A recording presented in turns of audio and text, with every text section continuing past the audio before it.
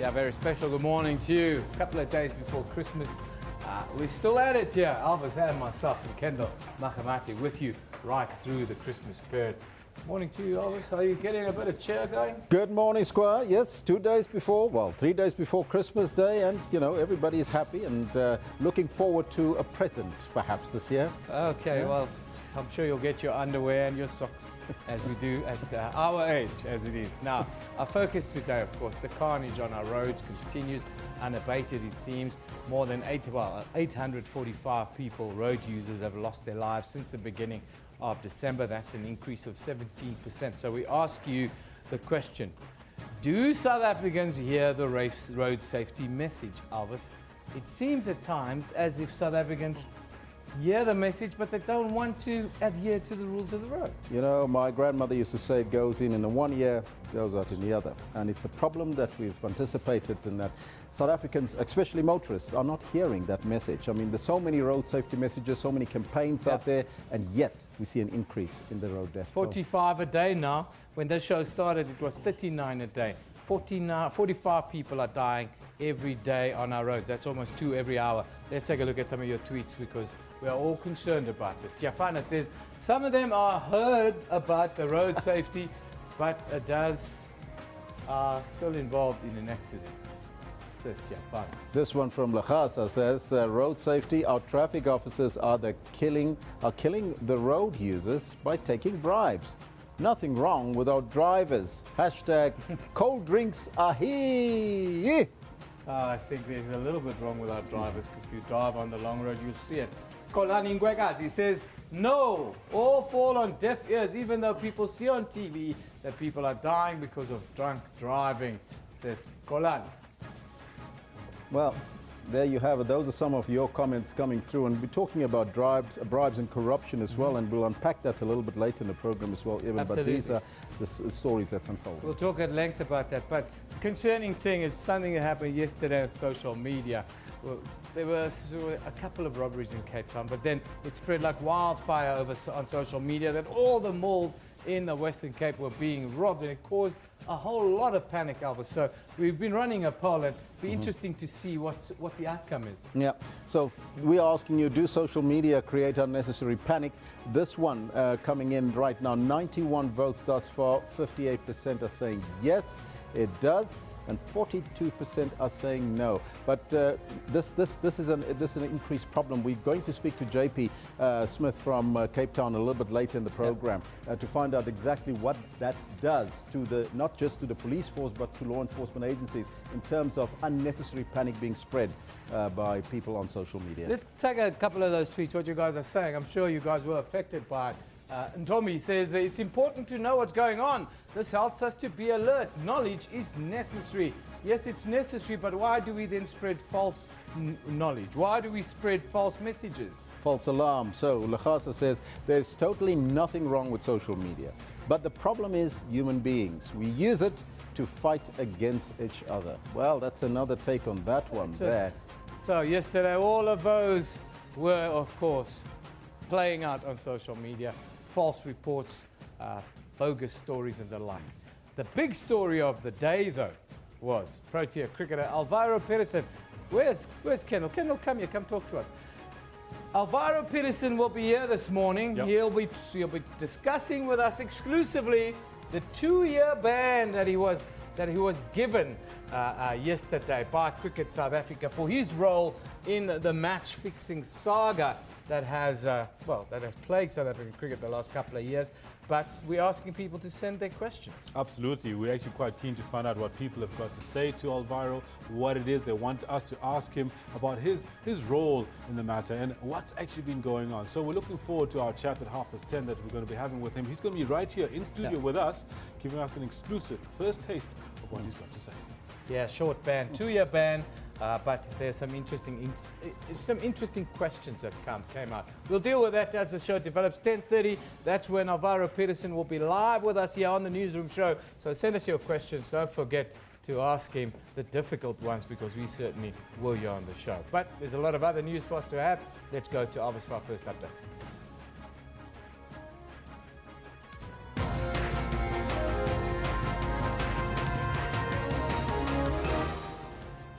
take a look at your headlines. President Jacob Zuma says he will never resign of his own accord. The president was speaking at the ANC Youth League's Economic Freedom Lecture in Durban. A Transnet goods train driver was killed in a train derailment last night after heavy rainfall in the northwest.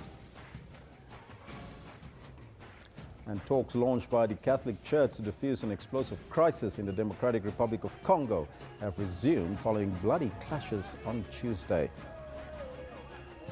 Now, we'll deal with the news in a short while, but first and foremost, let's find out from Kendall Makamata what we can expect in the sports news. Kendall, a very good morning once again. Good morning, Elvis. Surprise, surprise. We're going to Christmas break with a lot of sports and news on the go. Football, cricket, all interesting stuff. And literally, I'm going to be looking forward to a chat with Alvaro later on. Yevon. Yeah, very interesting what he has to say. He's always been very upfront about what this saga is entailed.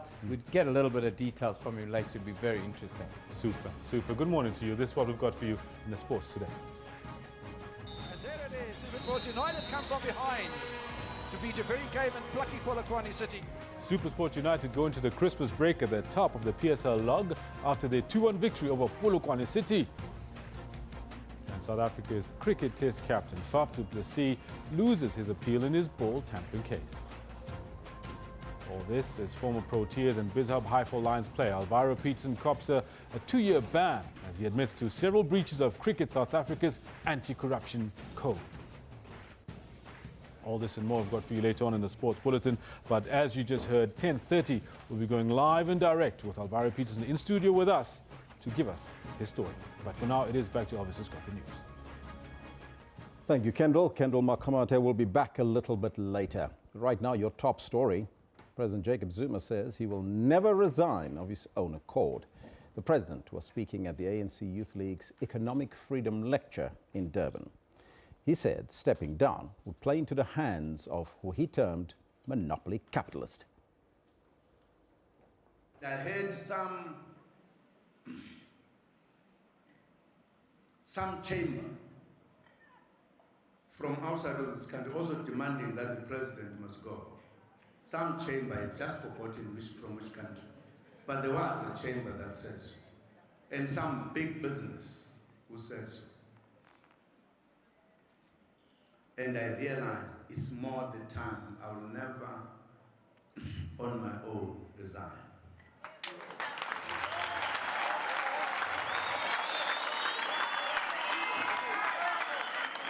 Because if I did so, I would be surrendering to the monopoly capital.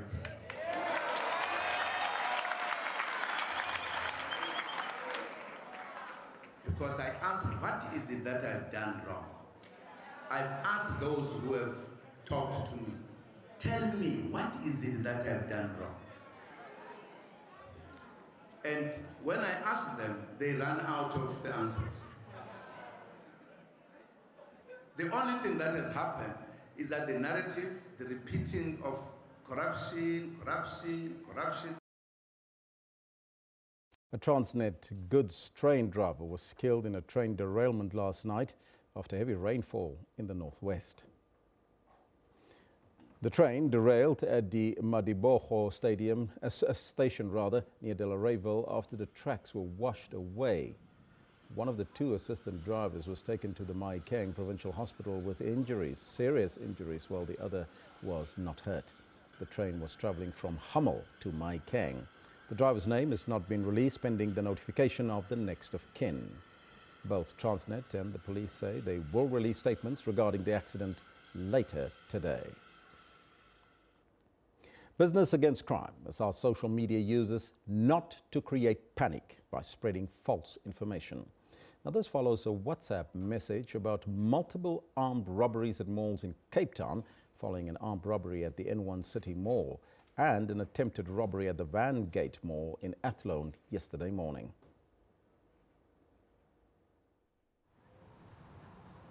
As shoppers do their last bit of Christmas shopping, thugs are also out on the loose, creating panic and a space of uncertainty for shoppers. Van Gate Mall was on total lockdown following an attempted robbery. It was the quick thinking of security guards that overturned the perpetrators' plans. They were identified before they could do anything. The attempted one, I have to say that's an attempted one at Vancate Mall, and the cash in transit one at Edwin City came as a surprise to us because they normally do this earlier before the festive season. The N1 City Mall was also targeted. Police say the perpetrators robbed security guards working at an ATM and fled with an undisclosed amount of money and 2 firearms belonging to the guards. Business Against Crime says such robberies are well planned. Perpetrators usually target high-end stores such as cell phone and jewelry vendors. And because we're moving towards a more cashless society, the only way that they can get their hands on hard cash is through cash-in-transit heists. No arrests have been made in both incidents. Shoppers have been advised to be more vigilant. Shopping centres say security has also been beefed up to ensure safety. Nomawetu Solwandle, SABC News, Cape Town. Now, following these incidents yesterday, a number of people went on social media and posted bogus events that happened probably a year or two ago. So we're conducting a poll this morning to find out from you, do social media create unnecessary panic? This is what you have to say so far. 56% of you are saying yes, it does, and 44% are saying no. You can keep them coming. You've got 22 hours left on the poll. There's almost 100 people voting thus far. Let us know what's on your mind. Do you think that this is really the right thing to do, to create panic where there's no panic at all? Now, 2016 has been a tumultuous year and has seen Advocate Thuli Madonsela end her 7-year term as the public protector and Busisiro Makabane taking over. The transition between the two has been eventful, but more so has been the State of Capture report, which saw the President and 2 ministers trying to stop its release. Aldrin Sampier, our reporter, looks at some of those highlights. She is the embodiment of a biblical David that the public is, who fights the most powerful and very well-resourced Goliath that impropriety and corruption by government officials are. In terms of the landmark Nkandla judgment, it solidified the powers of the public protector. The Constitutional Court found President Jacob Zuma and the National Assembly compromised the ethics of their officers. The President is the head of state and head of the National Executive. His is indeed the highest calling to the highest office in the land. He is the first citizen of this country and occupies a position indispensable for the effective governance of our democratic country. Only upon him has the constitutional obligation to uphold, defend, and respect the Constitution as the supreme law of the Republic been expressly imposed. Back the money! Pay back the money! Pay back! 7.8 million rand was eventually paid back after the court order. Ironically, as the Constitutional Court justices were finalizing their judgment in March, if it didn't, Thuli Madonsela dropped a bombshell in President Zuma's inbox. She wanted answers from the president on his alleged role in state capture. we want such kind of allegations tested, cleaned up, so that people can trust the state and not think that the state has been beholden to any person. It's going to be happening next 2 hours. That person or persons is the Gupta family. The investigation makes the following observations amongst others. The Guptas offered Deputy Finance Minister Mcebisi Jonas 600 million rand to become Finance Minister. President Zuma may have violated the Executive Ethics Code by allowing the Guptas and his son Duduzane Zuma to be involved in the removal and appointment of cabinet members. Des van Rooyen was at the Gupta home a day before he was appointed Finance Minister and Nhlanhla Nene was removed. While Eskom's then CEO Brian Molefe had 58 cell phone conversations with AJ Gupta in 8 months. President Zuma and Van Rooyen tried to block the release of the report at the High Court, with the president eventually abandoning the bid after Madonsela's term came to an end, allowing the release of the report, which Zuma is now taking on review. It's clear, certain remedial action is a bone of contention. I can't then jump, when I have these views, to establish a commission. Even the manner in which the recommendation is, it is the president who has the right to appoint a commission. No one, no matter what position they hold, can instruct the president to establish a commission and even tell the process through which you must go. It's very funny. Key aspects of. But as Zuma takes on the public protector, it would be Advocate Busisiwe Mkhwebane who is the respondent. Her initial remarks in this interview have raised many eyebrows, while some wonder how she will deal with the court battle. My priority is to make sure then that old cases are dealt with first. And it wouldn't be like, let's say you walk in now and you say, let's deal with the state capture thing, considering the public interest in it. It will depend, because as I'm saying that, which one is a matter of life and death. A person who's sitting without electricity, without hot water, children going to school without hot water, compared with the state capture. Yes, it's important for us to look into it, but then I think I will give priority to make sure then that a person who's at the grassroots level benefits more. Yes, I've worked as Mkhwebane was one of 14 candidates vying for the job. Since taking office, she delivered the annual Public Protector's report to Parliament 3 days since being in the office, and briefed Parliament on the SABC's failure to fully implement her predecessor's remedial action. She's also had to defend herself from accusations that she will protect President Zuma instead of the public. Why would I shield the president? If the president has committed any conduct or there's a service failure from the president will be investigated. I mean, I'm here to defend and to implement the Constitution. And I need to categorically state as well that what does the Constitution provide? The Constitution provides for the right of everyone. You understand? So why must I defend one person and forget? I mean, my role is to protect the public. So I'm not defending the president. And now, an investigation into how Madonsela, after her term in office, released the audio of a 4-hour-long interview with President Zuma over the state capture allegations. There's also an audio of the opposition leader, Julius Malema. There's an audio which is out there of Finky Mentor, which we were asked by Newsroom that they have that, and they were also concerned to say, what credibility is your office if we have such evidence out there? And as I said, if we expect whistleblowers to come forward, if we expect people to come to us and have trust in our institution, we need to make this to come to a stop, because we can't have a situation where you give us information in confidence and we take the information out there. So that's what the police are investigating. Madonsela, on the other hand, says she has no regrets. She walks away with some fans.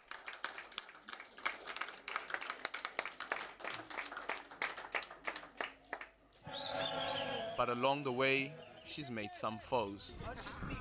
Aldrin Simpier, SABC News, Johannesburg.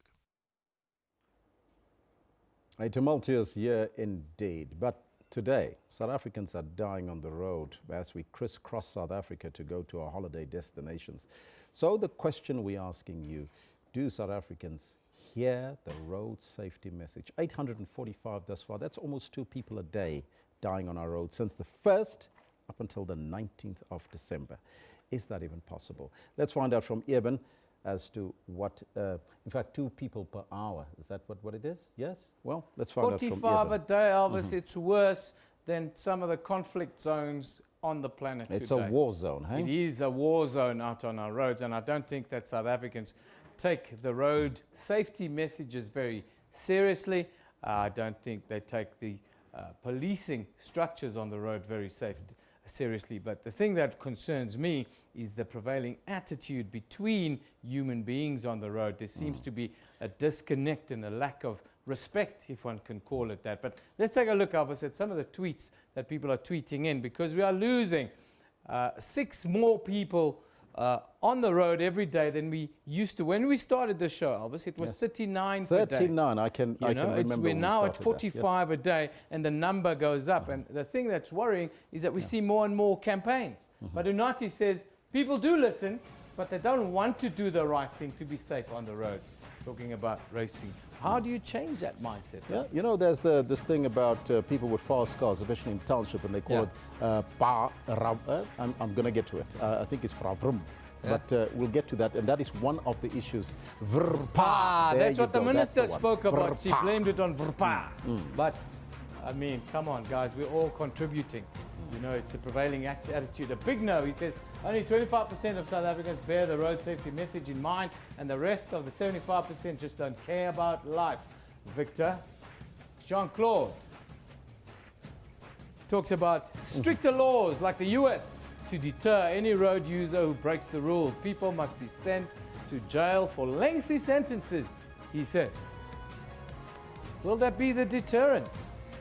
There are arguments both for it and against it, but something needs to happen because we are losing more and more of our compatriots, not just every festive season, every day on the roads. 45 South Africans die on the roads every single day. Yes, the carnage on South African roads continues unabated over the current festive season as well.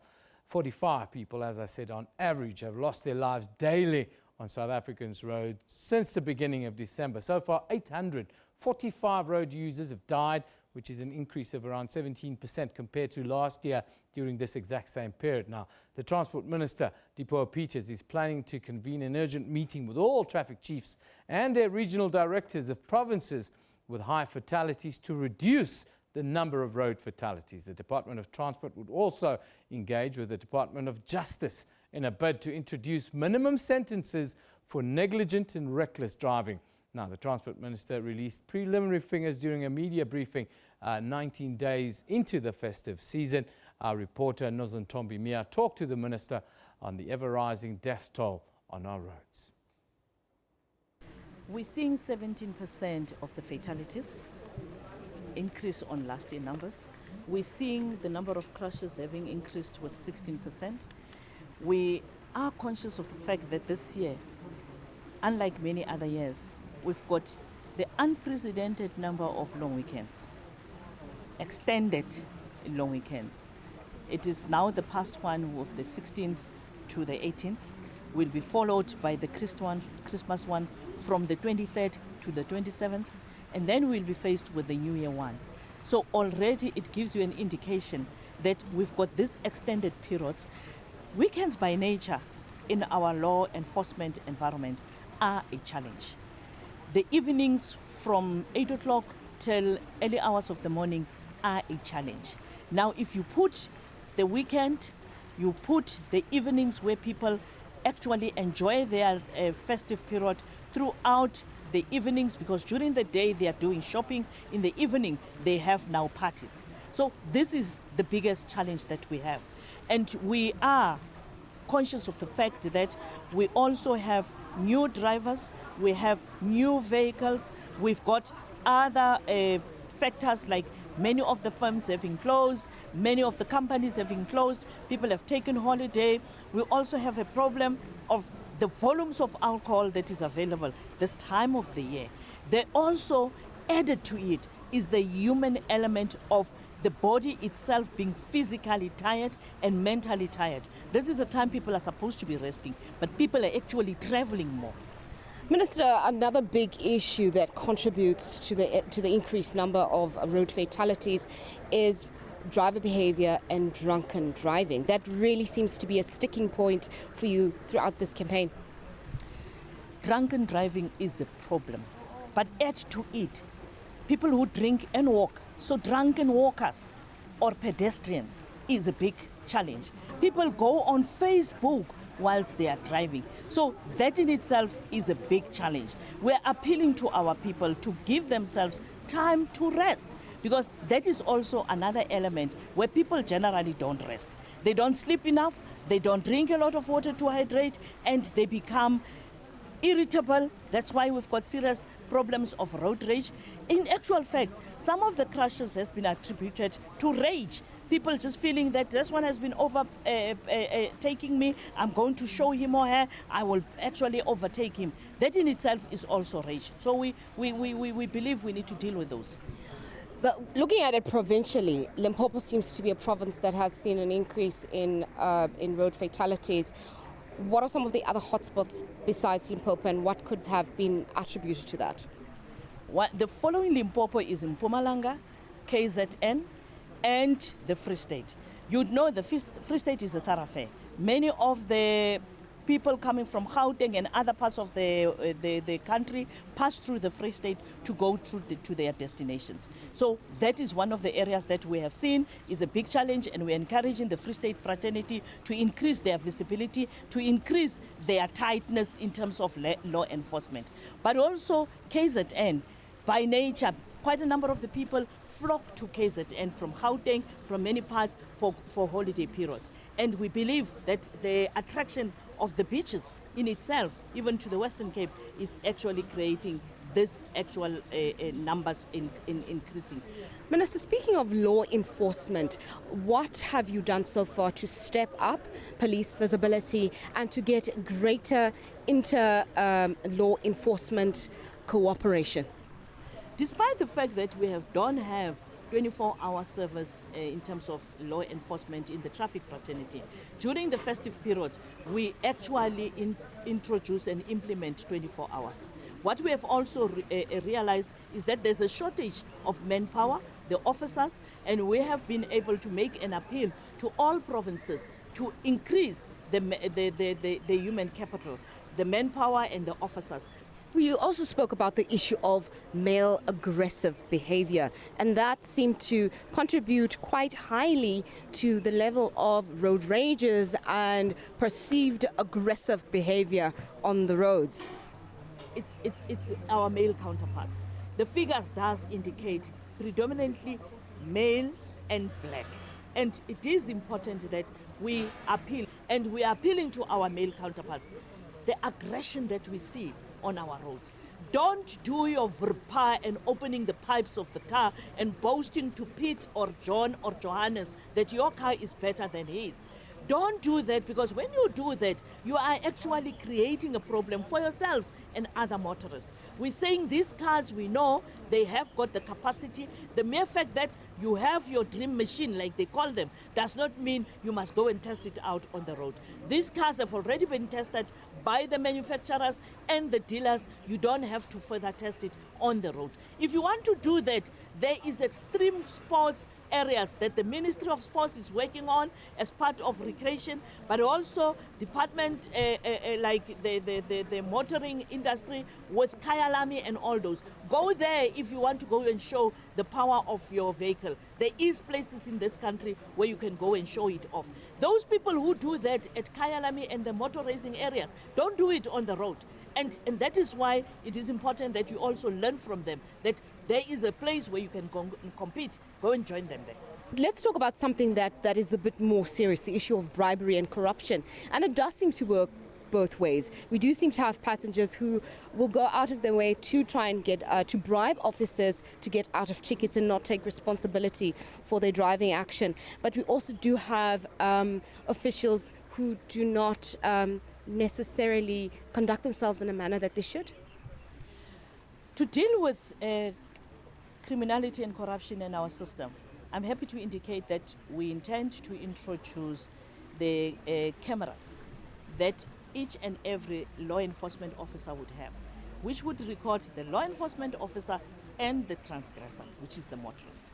In that way, it will also show, we are informed, the number of our motorists who come, and when they are stopped, they have cash, ready cash in their pockets, in the shirt pocket, to show the officer that there is money here. And as they speak, they direct his eyes to the money. But also they offer them and say, I will buy you cold drink, I will give you this. I'm happy to indicate there is a law enforcement officer in the Free State who has already arrested 2 people who tried to bribe him, one with a 90 rand and another one with 100 rand. And also you would know in the previous period, there was also a traffic law enforcement officer who even took the money, a picture with the driver's license of the person who was offering him the cash. We are saying, don't tempt our law enforcement officers. Don't offer them bribes. We also say to our law enforcement officers, don't solicit bribes. We're also saying to our motorists, if a law enforcement officer solicits a bribe from you, report him to the nearest police, take his details, report him to the RTMC, Road Traffic Management Hotline, report him and make it possible that we follow the case and deal with the offender. Yeah, the numbers are simply too high at the moment. Keep it safe on the roads.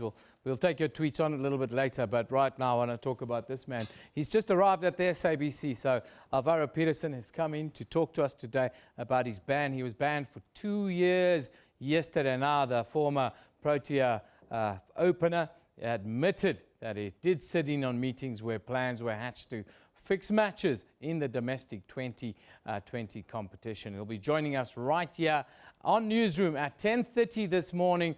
We want to know what you want to ask him. Send us your questions. Yes, we want to ask him viewers' questions today. What do you want to ask Alvaro Petersen with regards to match fixing in South Africa, with regards to match fixing internationally?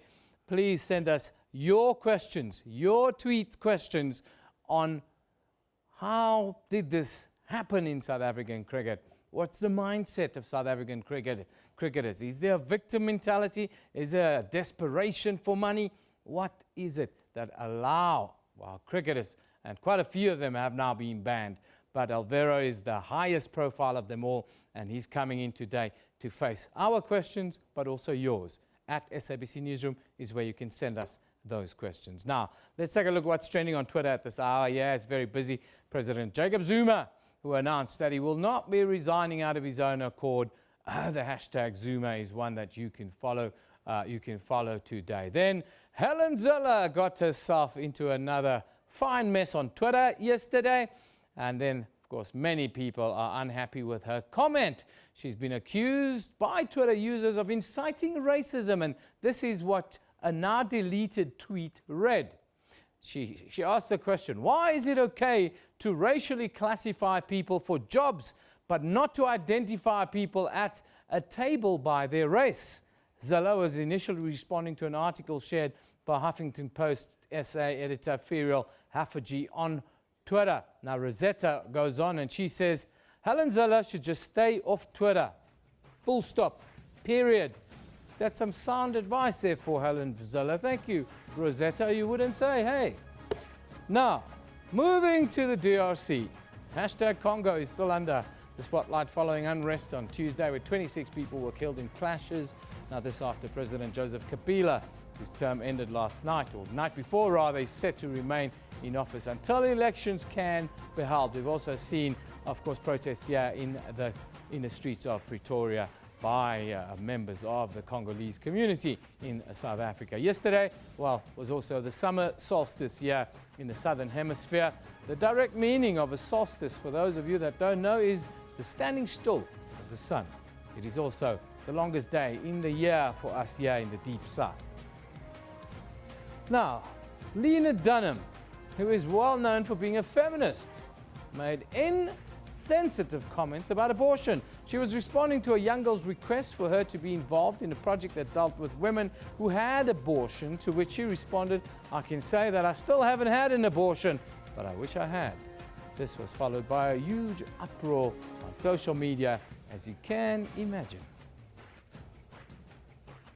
Now, a whole lot of panic was created here in South Africa yesterday. All our malls were under attack, if you believed what was being posted on social media. Yes, there was a couple of mall robberies yesterday, but it wasn't as bad as some of the fake news made out. So we put up the question, does social media create unnecessary panic with regards to this kind of thing? Mall robberies, crime, Cape Town, business against crime, etc. 108 of you are voting, and the majority of you, just a slight majority, are saying, yes, it creates unnecessary panic. People can lie on social media.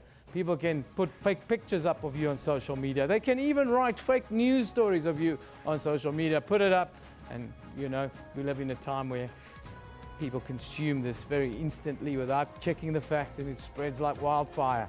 So the majority of you agree with us that yes, there is an element of panic, and it seems that some people feed on that kind of thing on social media. But now let's take a look at our picture of the day. This one from the Antarctic Survey at BAS News.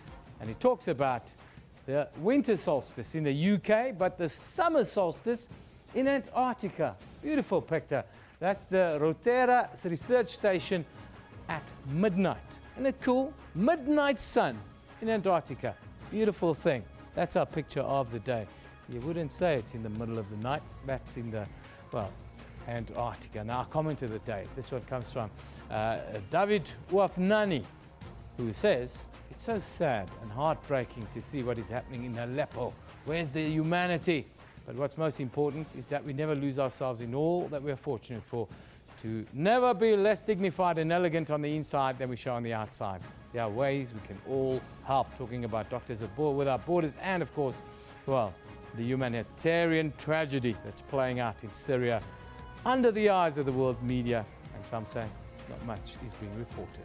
Now, let's take a look at what's happening in the courts here in South Africa. Yeah, it's a quiet day, but the courts are still open as we run into the Christmas week. We'll start in Durban, where a woman who abandoned her newborn baby in a minibus taxi at the Pavilion Shopping Centre in Durban 2 weeks ago is expected to appear in a local court there. The baby was found with a note from his mother apologizing for abandoning him and asking for forgiveness.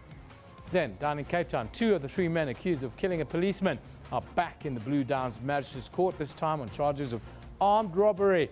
Yesterday, they appeared in court facing charges of murder and robbery with aggravating circumstances. They allegedly killed Constable Nziwonke Siwisa last week, Monday.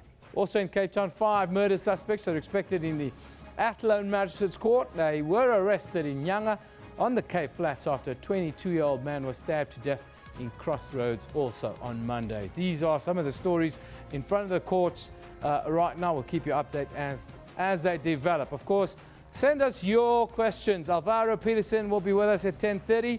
The former Protea batsman was banned yesterday by Cricket South Africa for 2 years after he admitted that he did sit in on meetings where plans were hatched to fix matches in the domestic 2020 competition. He will be joining us. He's arrived at the SABC already. He's here. We'll go live with him at 10:30, but send us your questions because we want you to ask him some of the tough questions. We can be guaranteed that the Newsroom team will certainly not be holding back. It is a scourge that has decimated South African cricket, it seems, since the days of Hansie Cronje. Who can ever forget that fateful day in April of the year 2000?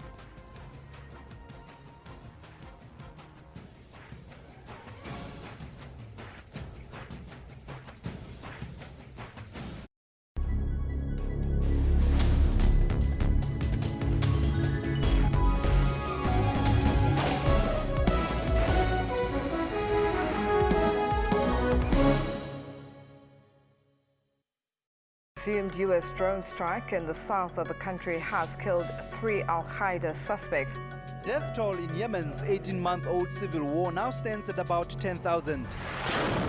People get killed or die and are actually buried before they're recorded, and we don't have a way of recording that, but we know the numbers are much higher. Water restrictions are to be imposed on villages in and around the Nkomazi municipality. Pumps can't pump the water because there's no water in a river. And if the water is coming back, then it's full of mud. Those who can pray and those who can do any miracle to make sure that we've got enough rain, give it a try.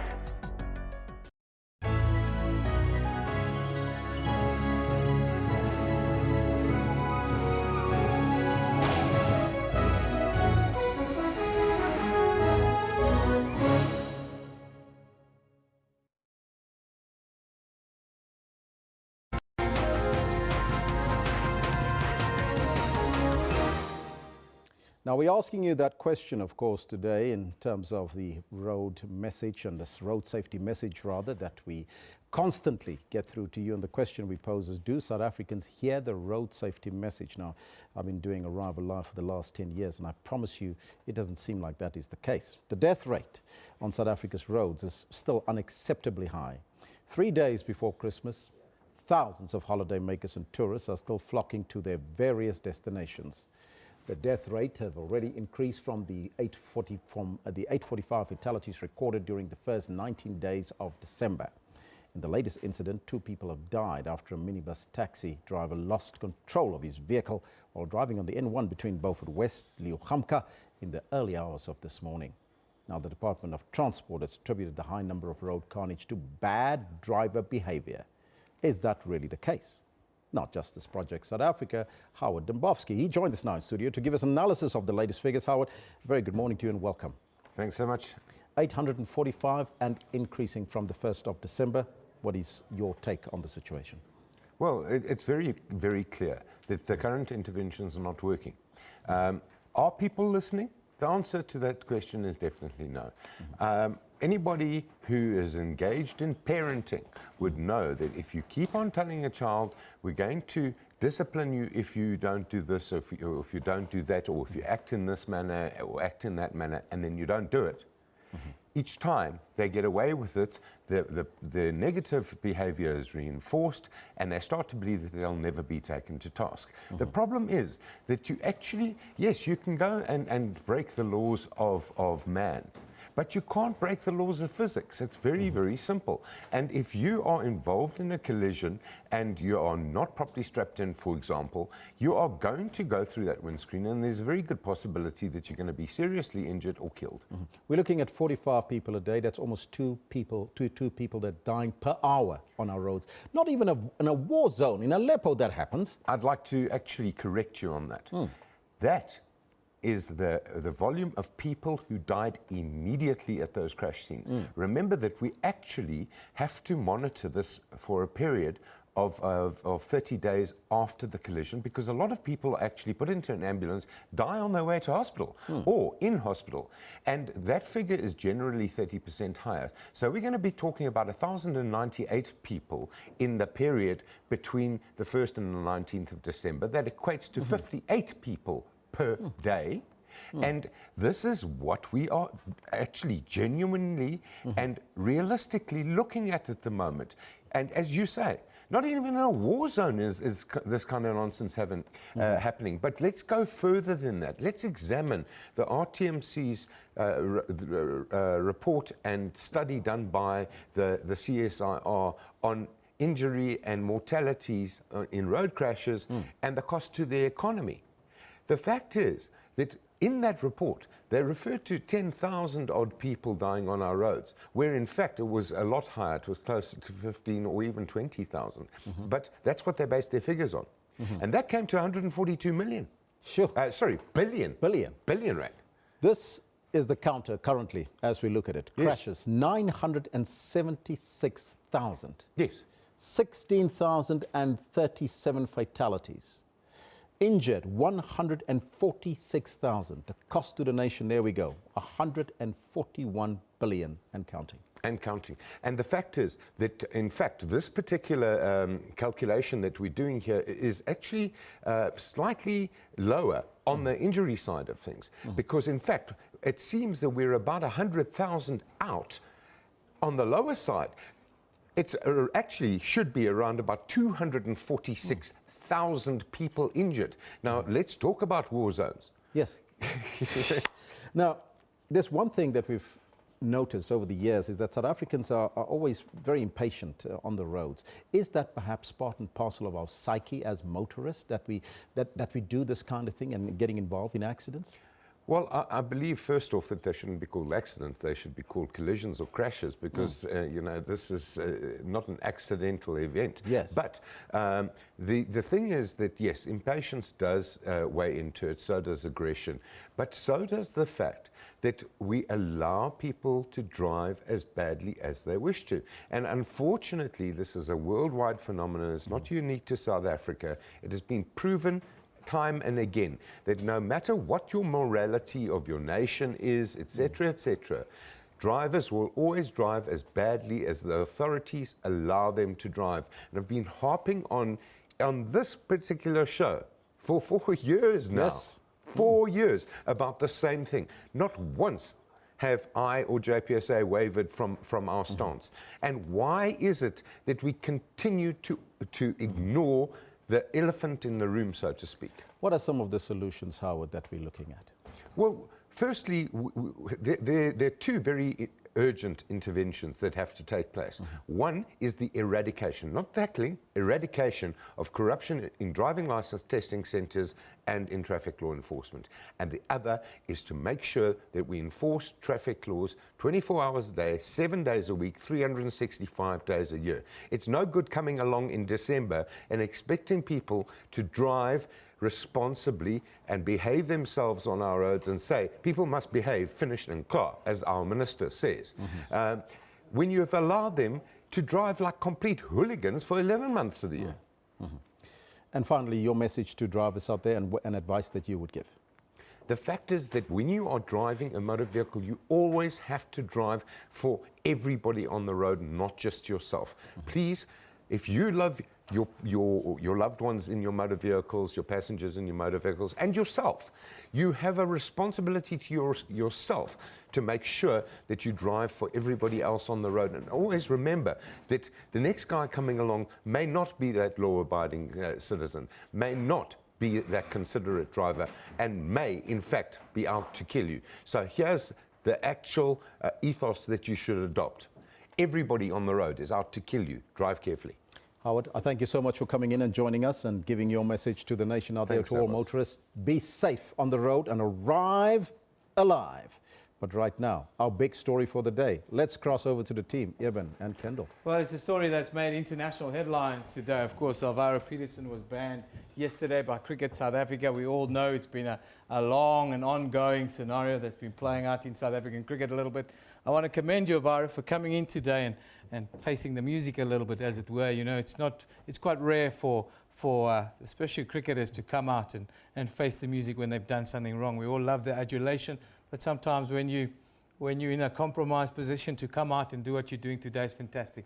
We're asking the viewers to send us their questions to you, and maybe you'll be up front today and answer those questions to the best of your ability. So please, guys, send us your questions. It's not every day that an international world-class sportsman finds himself in a little bit of a compromising position and is upfront enough to come and face your questions and ours. And of course, Kendall's questions as well. Yeah, I'll tell you what, very interesting. We just had a chat with Alvaro, and Alvaro was letting me know that just 25 minutes ago, he released his press release. And it's very interesting what you put in there. And I want to thank you very much for making it available to us. Perfect. Thank you. No problem. Yeah, now the next 30, 40 minutes or so. Yeah, 10:30 we'll go live with Alvaro. We'll take your questions, send it there. But of course, it is a big week for everyone in South Africa and the world. The Deputy President, Cyril Ramaphosa, he's delivered his Christmas message to all South Africans, wishing them the best during the festive season. So let's listen to the Deputy President.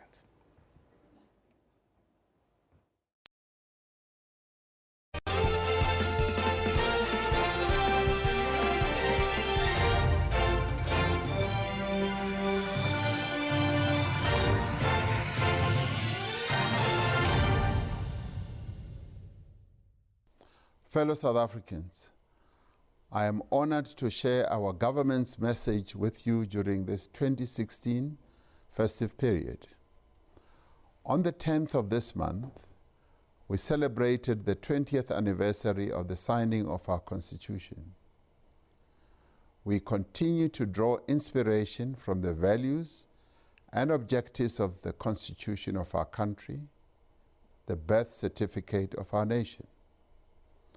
During this month, we also mark 3 years of the passing of our global icon, Nelson Mandela, the father of our democracy.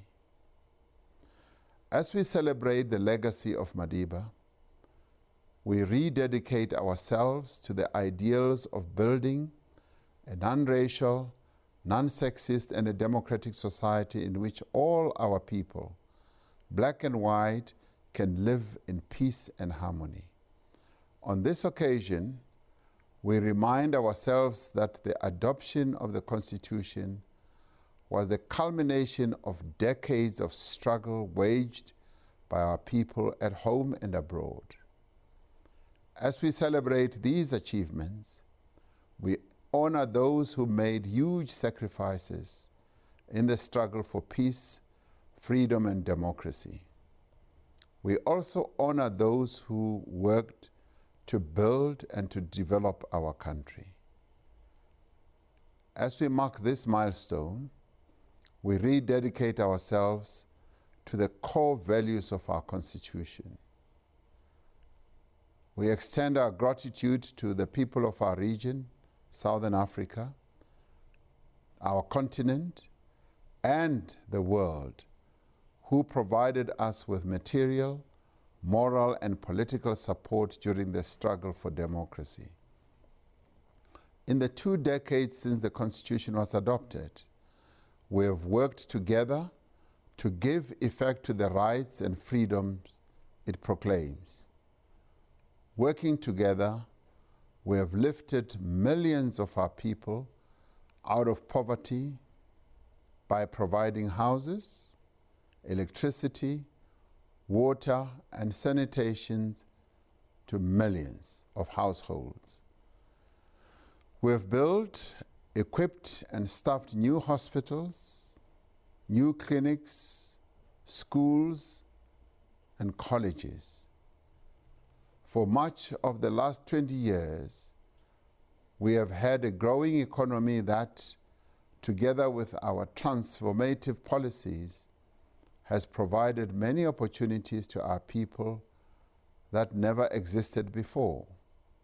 As a nation, we are hard at work to develop our people through education and training, to improve their lives through quality health care and social support, and to grow our economy by expanding our productive capacity. This year, we have sustained our investment in transport, energy, telecommunications, and water infrastructure. Our country has become more attractive as a destination for investment.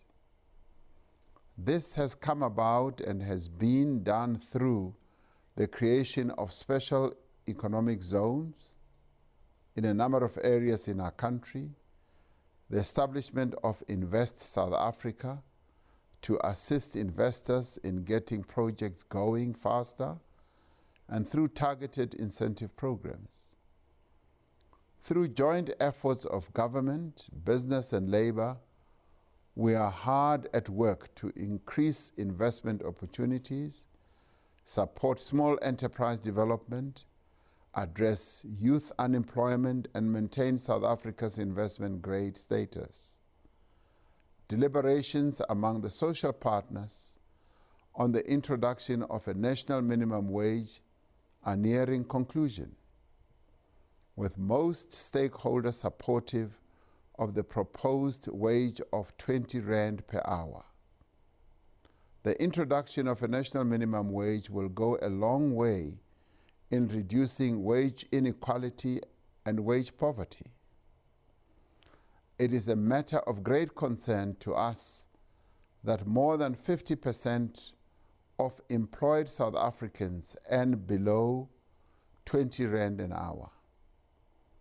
We are grateful for the efforts made by leaders of labor, business, and communities to develop a common approach to these critical issues facing our country.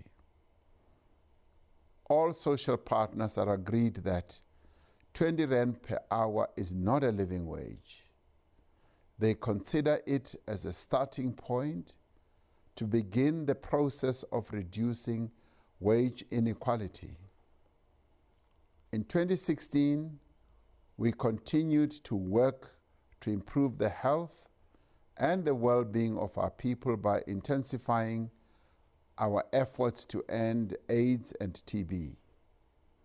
We have provided antiretroviral treatment to well over 3.4 million South Africans infected with HIV. We have significantly reduced mother-to-child transmission of HIV and look forward to zero transmission in the next few years. Working together with our social partners, we have embarked on major campaigns to prevent new infections, particularly among adolescent girls and young women.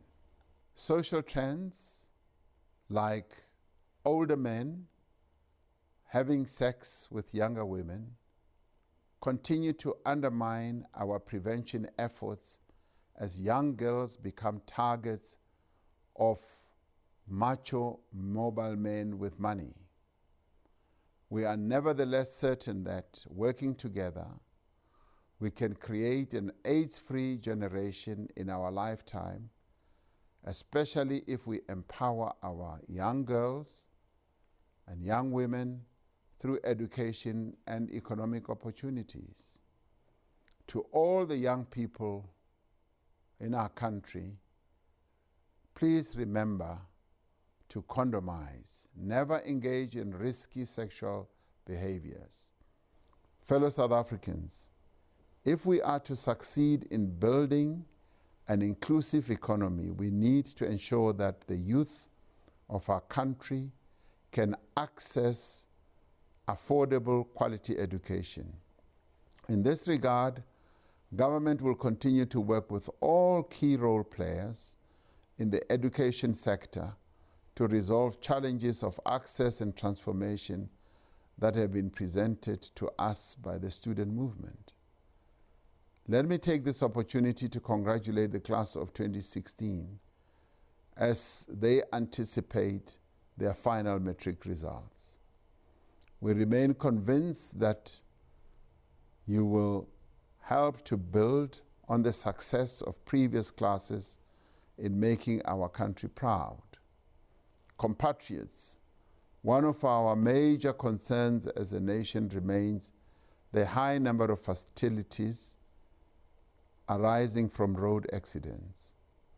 We therefore call on all road users and pedestrians to obey the rules of the road, don't drink and drive, and please arrive alive. Let us work together with all our law enforcement agencies to ensure we are all safe during this festive season. We wish you all a Merry Christmas, as well as a joyous period with your family and friends. I thank you. Ngiyathokoza, ngiyabonga, ngiyaleboga, ndiyalibua, nakhenza. Bayadanki.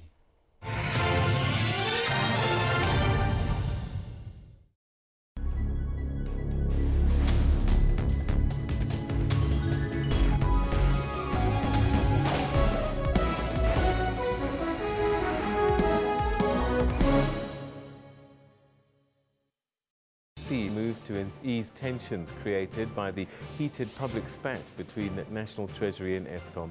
Eskom denied allegations of impropriety regarding the matter.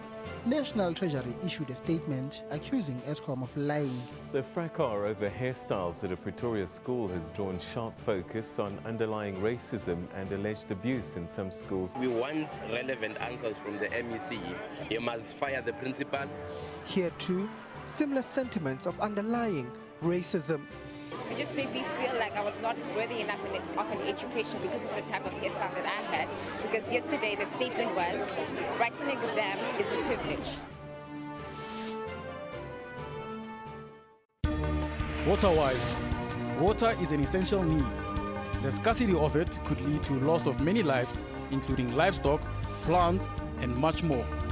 It requires us to use it sparingly and responsibly in times of need, failing which our taps and sanitation will not function. For more on water and weather issues, stay tuned to News Today, every Friday at 5:45 Central African Time. SABC News, making you water-wise.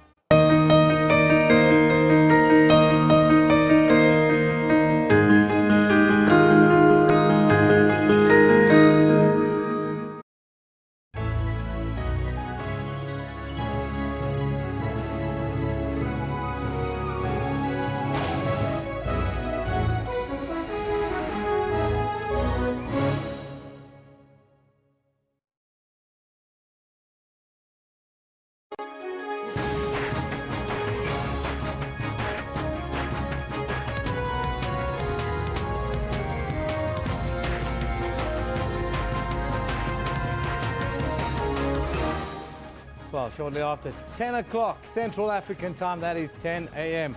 Kendall Mahamati is with me. We've got a big hour ahead of us, but before we get to what we'll be talking about, let's just take a look at, well, our issue today is we're focusing on the carnage on South African roads. It's continued unabated. 845 road users have lost their lives since the beginning of December. So we've been putting this question to you. Do South Africans hear the road safety message at all? At times it feels as if they don't. No, when we look at the figures, it tells you that every single Easter, every single Christmas. 45 a day are dying every day this December. That is a lot. Also yesterday, we're running a poll on what's happened yesterday because panic ran through social media platforms yesterday after mall robberies in Cape Town. A lot of them were false reports, Kendall. So does social media create unnecessary panic? We're asking you after we saw the fake stories yesterday. 117 votes in. And 57% are saying yes, it does create unnecessary panic. However, a sizable number, 43%, say no, not really. Yeah, we saw some of the tweets, and we'll look at some of your tweets a little bit later.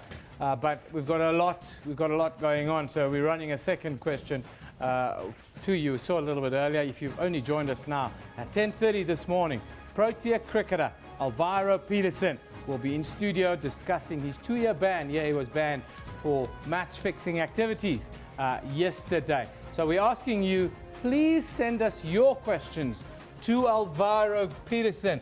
He'll be taking those questions live at 10:30 this morning. And I must say, I respect this man for coming in today to face the music, as it were.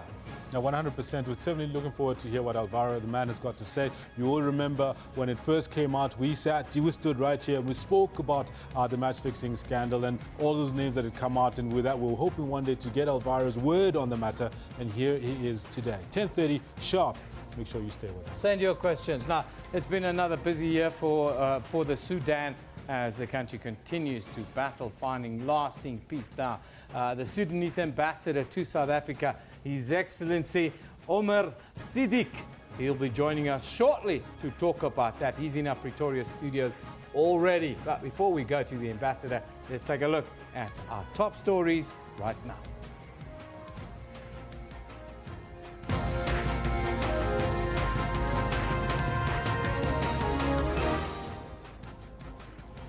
President Jacob Zuma says he will never resign of his own accord. The president was speaking at the ANC Youth League's Economic Freedom Lecture in Durban. A Transnet goods train driver was killed in a train derailment last night after heavy rainfall in the Northwest Province. Talks launched by the Catholic Church to defuse an explosive crisis in the Democratic Republic of the Congo have resumed following bloody clashes earlier this week. That's the top news stories right now. Let's go over to Kendall to find out what's happening in the world of sport. Evan, thanks very much. Quite a lot happening in the world of sports. Everybody knows it's been PSL. We're going to the Christmas break with the PSL, but we also have a lot on the cricketing front off the field, so to speak. Good morning to you. This is what we've got for you in the sports today. Sports United come from behind to beat a very game and plucky Polokwane City. SuperSport United going to the Christmas break at the top of the PSL log after their 2-1 victory over Polokwane City. And South Africa's cricket test captain Faf du Plessis loses his appeal in his ball tampering case. And of course, former Proteas and BizHub Haifa Lions player Alvaro Petersen cops a 2-year ban as he admits to several breaches of Cricket South Africa's anti-corruption code. Of course, we are welcoming and asking for your questions to the man. We'll be speaking to him at 10:30 right here on Newsroom. For now, it is back to Evan who's got the news. Yeah, thank you very much, Kendall. Very good morning to you. If you've just joined us here on the Newsroom show, our top story right now, President Jacob Zuma says he will never resign of his own accord. The president was speaking at the ANC Youth League's Economic Freedom Lecture in Durban. He said stepping down would play into the hands of who he termed monopoly capitalists. I heard some chamber from outside of this country also demanding that the president must go. Some chamber, I've just forgotten from which country, but there was a chamber that says. and some big business who said so. And I realized it's more the time I will never on my own resign.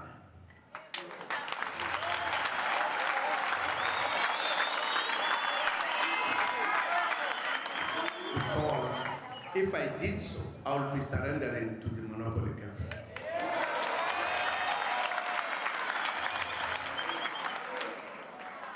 Because I asked, what is it that I've done wrong? I've asked those who have talked to me, tell me, what is it that I've done wrong? And when I ask them, they run out of the answers. The only thing that has happened is that the narrative, the repeating of corruption, corruption, corruption. Internet goods train driver was killed in a train derailment last night after heavy rainfall in the northwest province. The train derailed at the Madibogo station near Delareval after the tracks there were washed away.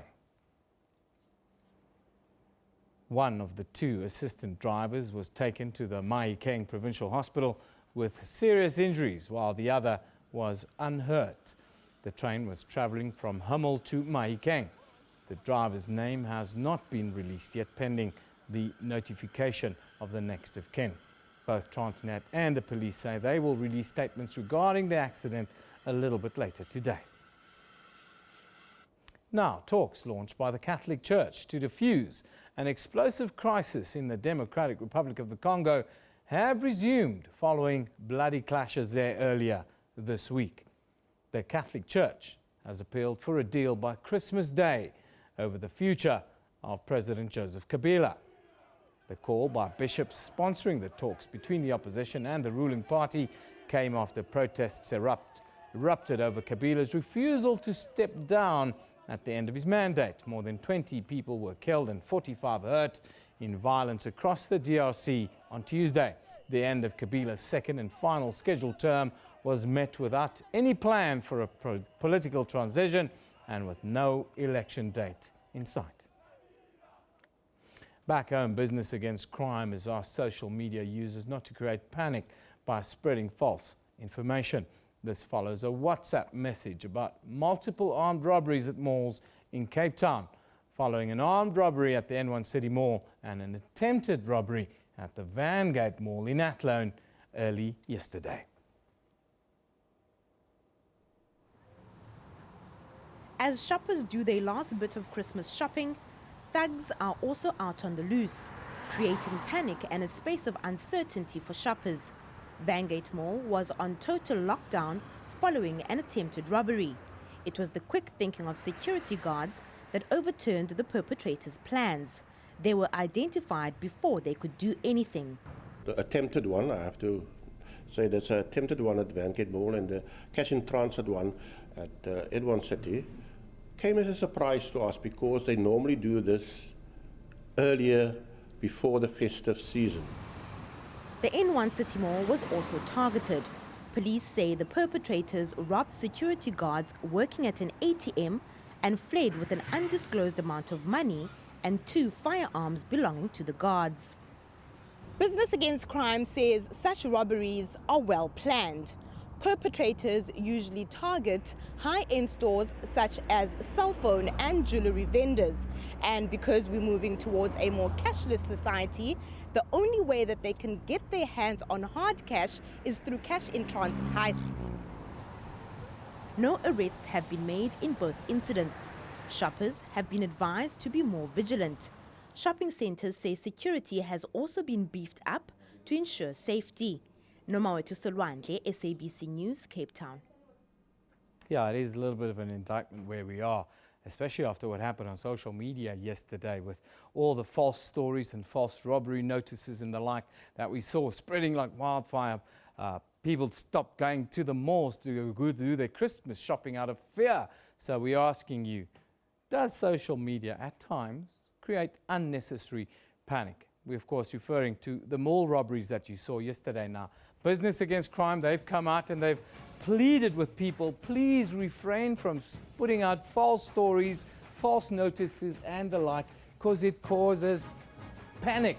Now, 58% of our 118 votes on our poll right now says yes, you are creating unnecessary panic on social media. We don't need that, especially at this time of the year. Keep it coming. We'll put it up a little bit later. But it's been another busy year for the Sudan as the country continues to fight for lasting peace. Prospects for peace in Sudan are still far away, following a fallout recently between South Sudan's President Salva Kiir and his arch-rival Riek Machar. Tens of thousands of people have been killed and more than 2 million forced from their homes since the conflict started in December of 2013, pushing the world's youngest nation to the brink of famine. A major peace initiative is being planned in the new year under the National Dialogue Initiative. Now, to bring us up to speed on the situation there, we are joined in our Pretoria studio by the Sudanese ambassador to South Africa, His Excellency Omar Siddiq. A very good morning to you, Your Excellency. Thank you for joining us on Newsroom today. And good morning to you, and thank you very much for having me, and Merry Christmas and Happy New Year to all of you. As we come to the end of this year, it seems it's been a very difficult year for most people around the world, especially politically. How does the Khartoum administration reflect on this year, and what is the outlook going forward? Well, we had a very major development in my country, and that is the national dialogue. And the national dialogue is a very important step, I think, in our history. And had we had that sort of negotiations and free discussion of the way to govern ourselves early in the independence, we wouldn't have reached these difficulties. Well, this national dialogue actually, we made use of the experience of South Africa. Political parties, religious organizations, civil society organizations, NGOs, academicians, national figures, they had a conference which continued for 1 year, from October 2016 to 2015 to 2016. During this year, a number of committees convened, academicians presented papers and research, scholars also, and the discussion focused on a very important aspect, and that is the identity. Yeah. Identity is very important because since the beginning of our national rule, that's immediately after independence, we had difficulty in identifying who are we. Are we Arabs? Are we Africans? That aspect was very challenging to us. But during this year, the participants in the dialogue, they came up with a very brilliant definition to the Sudanese identity. That is, we are Arabized Africans, Africanized Arabs. So simply we put it to all of us that we are Sudanese. And to be a Sudanese is to have all the liberties, all the fundamental freedoms, and all the rights of citizenship. So this aspect is now put behind us. So now everybody in Sudan is a Sudanese, and there is a definition for the Sudanese identity. That issue is now over. The other issue is the issue of governance. And since the country is very vast, very big, so we maintain the federal system of government. That will take the government near to the people and let the people govern themselves to participate in decision-making of the country. So that's now maintained. And the other issue also is the constitution, because till now we are governed by the 2005 constitution, and that constitution was drafted and adopted when Sudan was one. But now we have two Sudans. That constitution is now being amended, and the most important part of it, and a new post of a prime minister is going to be established. the Prime Minister, this is a new level, and he's going to head the executive branch of the government. He's going to convene and follow up the performance of the executive arm of the government. Also, economy was one of the aspects discussed, and the welfare of the Sudanese people.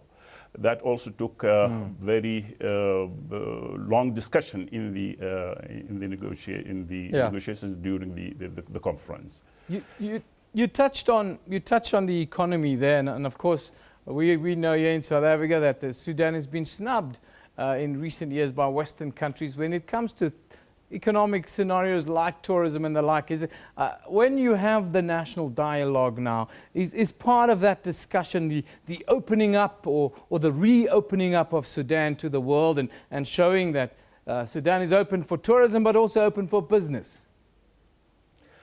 Well, you are right. Actually, Sudan was snubbed by particularly the United States. Sudan is put under economic sanctions and economic embargo for quite a long time. And that actually affected the performance of the economy. It affected the livelihood of the people. It affected the economy because the locomotives for the railway, we bought them from the United States long ago, and we can't get spare parts for them. Boeing airplanes, for example, for Sudan Airways, some of them are now grounded because of lack of spare parts. Bank transactions also is another problem. So we continued, despite this, we were able, to survive. We were able to develop our economy despite these difficulties. But now negotiations with the U.S. administration are underway. So I think soon the bank transactions will be eased. Some of the items will be excluded from the U.S. embargo on Sudan. But despite this, Sudan is not a poor country. We are one of the richest African countries in terms of human resources, of mineral resources, of natural resources, just name it. And just to tell you one aspect, for example, agriculture. All the fundamentals for the agricultural economy is there in the Sudan. We have the leveled fertile land. We have water, 3 sources of water from the Nile, from the rain, and from the underground waters. So now I think this is a very important aspect. And this is in addition actually to the mineral resources in the country, in addition to tourism, for example. We have vast areas for tourism in the country, and we are started attracting tourists from all over the world. You talk about tourism, and one of the important things, of course, we have a great relationship with Sudan here in South Africa, but when Nelson Mandela was in Khartoum in 1962, he stayed in room 217. This room, we understand, has been renamed. How significant is this room for tourism there in Khartoum? Well, you are right. 207 is now highly celebrated by all the Sudanese. And that room is now a tourist attraction for whoever visiting that hotel. So it was Mandela who gave this fame to this particular room. This is just a room in a hotel. But since Mandela spent so many hours and days in that room, now it is highly celebrated by the Sudanese people. Well, in terms of tourism, I think Sudan is one of the earliest civilizations in the country. In northern Sudan, we have, and that's perhaps a number of people don't know it, we have more than 300 pyramids. So we believe that the pyramids architecture is started in what is now northern Sudan. And it is Nubia, because when the pyramids were built, there was no Egypt and there was no Sudan. It is only the Nile Valley and Nubia, or the area of southern Egypt and northern Sudan. So that area is now a tourist attraction for the lovers of archaeology, for the lovers of ancient history. This is one thing. And then we have the deserts for those people who live like to live in the desert, or to visit the desert, or to camp in the desert, that is a very nice area also. Yeah. And we have the Red Sea shore, and that is very suitable for scuba diving. And the area is warm. The marine life is really attractive. Tourists, thousands of tourists come from Europe, from Americas, from Australia to visit that area. And also the desert is very attractive to the Arab tourists, those who want to camp in the desert and enjoy the desert. Your Excellency, we've run out of time. I thank you for coming in and joining us today, and we wish you a prosperous 2017, and let's hope that the national dialogue bears fruit and we can get lots of South Africans to come and visit Sudan. Thank you very much for having me. Merry Christmas to you all. And 2017 will be the time for implementation of the dialogue recommendations. So early in 2017, we'll be having a new government, a new look for the Sudan. Thank you all. Merry Christmas to you and Happy New Year. Thank you very much for joining us. That is His Excellency Omar Sadiq. He's the ambassador, Sudanese ambassador to South Africa, joining us to talk about, well, finally it seems as if the dialogue is underway and everyone is involved in bringing peace to Sudan, but also to South Sudan. And it's a beautiful country that has a lot to offer, and we should think about traveling there, really. Of course, we're counting down to 10:30 when Protea opening batsman, former Protea opening batsman, and one of the most liked pros on the circuit for many years, Alvaro Petersen. He's been banned for 2 years by Cricket South Africa after he admitted that he did sit in on meetings where plans were hatched to fix matches in the domestic 2020 competition in the last couple of years. He'll be joining us right here on the Newsroom show at 10:30. We want you to send in your questions. What do you want to ask Alvaro? What do you want him to know? What is in the psyche of a cricketer? Well, we'll ask those questions and a whole lot more after a short break.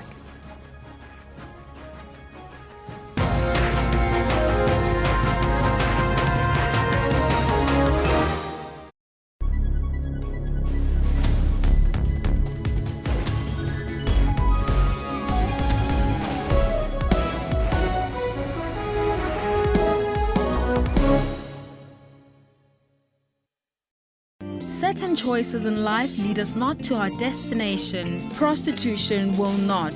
Everything that I used to do then, it was something that I never thought of, I never dreamed of. One bad choice in life led her to another. Most of my clients, they used to ask me a question, what am I doing in that industry? Because it does not suit me at all. Her demons haunted her until she changed her life. I used to pray that, Lord, if you can deliver me from these drugs, I promise you that I will serve you for the rest of my life. She has since found peace and is serving her community. We'll try by all means to spend time with all of our kids.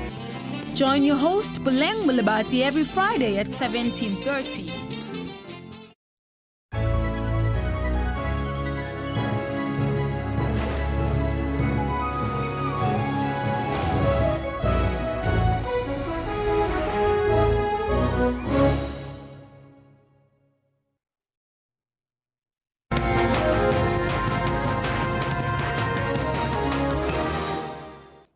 Whoops, they saw a double take on me there for a minute. Anyhow, we're back. Of course, our theme today, well, Alvaro Petersen is there. We're going to talk to him shortly, but our theme today, we're dealing with the carnage on the roads. 45 people have died every day on our roads since the 1st of December. Now, the majority of public transport users in South Africa are dependent on taxis. However, it's an industry that is plagued by road accidents, especially during the holiday time. Now, for more on the state of readiness of the taxi industry and how the industry is planning to bring down the road deaths, we spoke to Santaco's projects manager, President Bafana Magagula, and I asked him about their preparations for the next couple of days.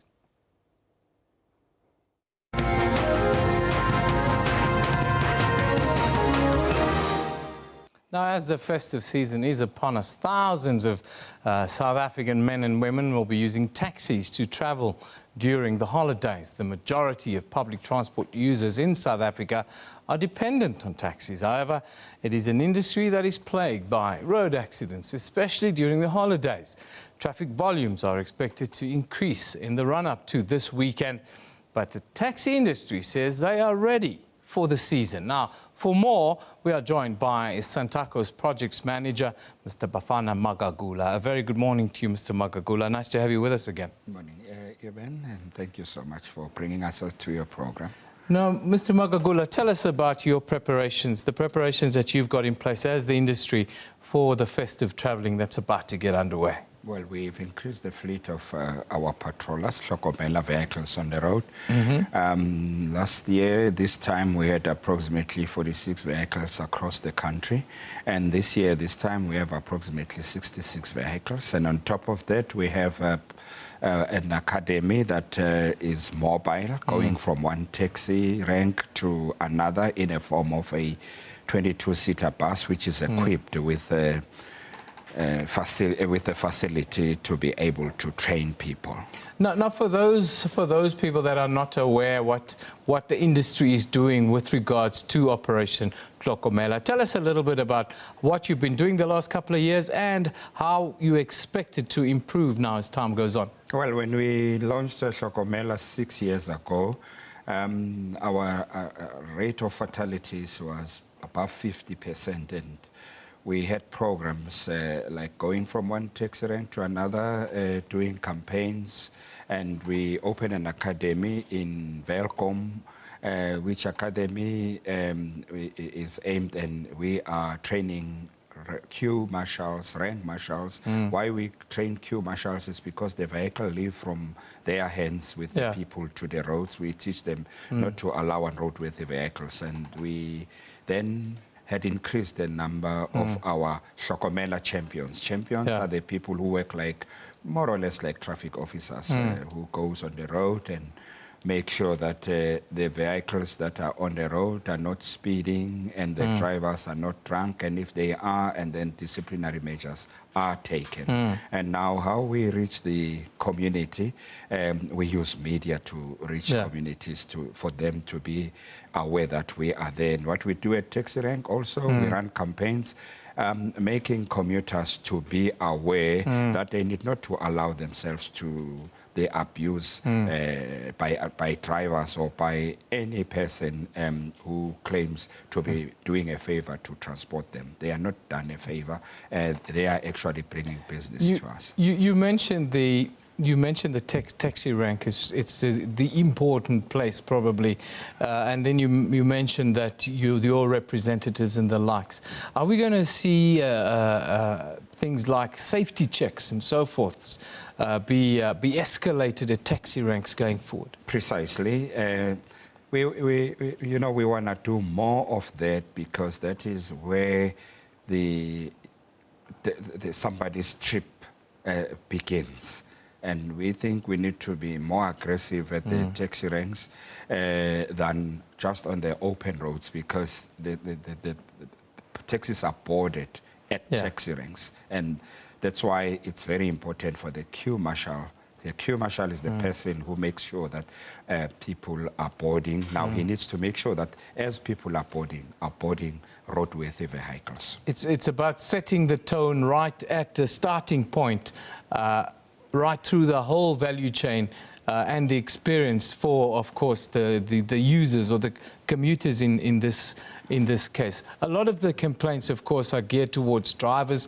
People talk about drivers' attitudes not being right towards the customers, but also towards other road users. Are you working to change driver attitudes? And tell us about that process.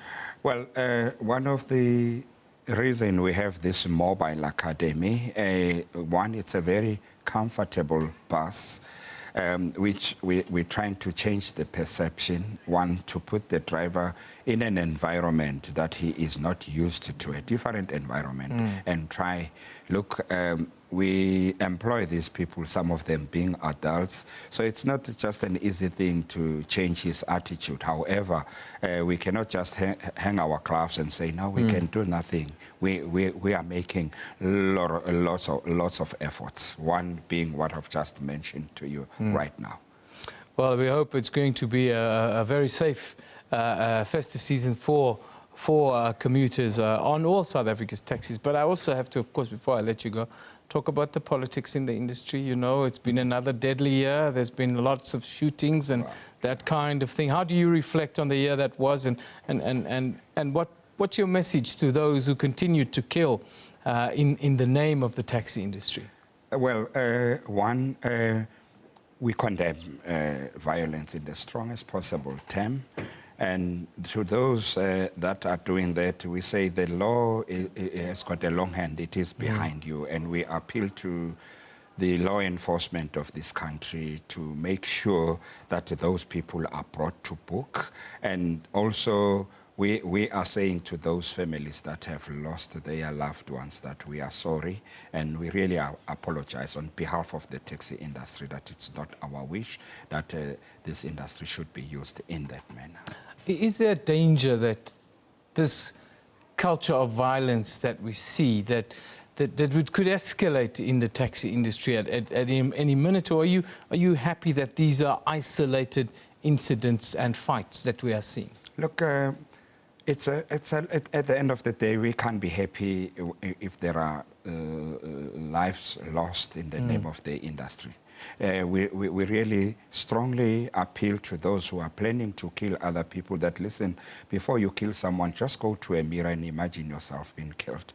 And maybe that will help you. And before you kill that person, maybe just say a small prayer and say, God, I'm going to kill someone. Is it right? Maybe that will change your mind. But mainly, we appeal to law enforcement because it has been proven, it's in the paper, that law enforcers do have a hand in these taxi industry killings. That is very interesting to hear that. I thank you for coming. It's something we're going to pick up in the new year, Mr. Magagula, and I wish you and all your compatriots a safe festive season. Thanks for joining us. We wish our passengers all the same. Thank you so much.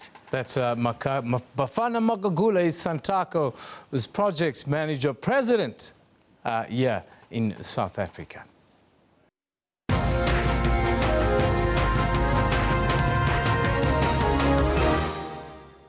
Well, now for the big story of the day, the biggest story in sport, one of the biggest stories in sport in the world, the last 24 hours, and definitely the biggest story in sport here in South Africa.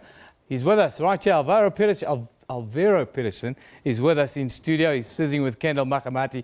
We're getting ready to talk to him after the developments of the last 24 hours. Of course, he's been banned for 2 years by Cricket South Africa for a role in match-fixing activities, if one can call it that. First, we're going to take a short break. Don't forget to send us your tweets, which question you want us to ask on your behalf. Alvaro is here to answer any of the questions you have. So please send it after a short break.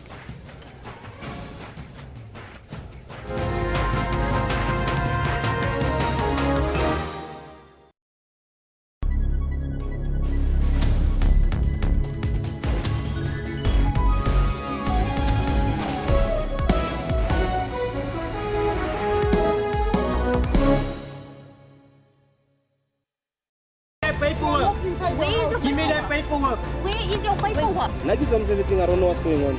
Suddenly I'm locked up. This is not fair. Center Dwasezan. Not fair. Who puts a rent 200? Have you put 200? Urungwana, we won. 150, 150 plus. Koloi, Leon. Let me in another one, 150. I'm just the one to lock you out. Yes, I that's the one to keys. lock me then out. You are starting gangsterism. No. No.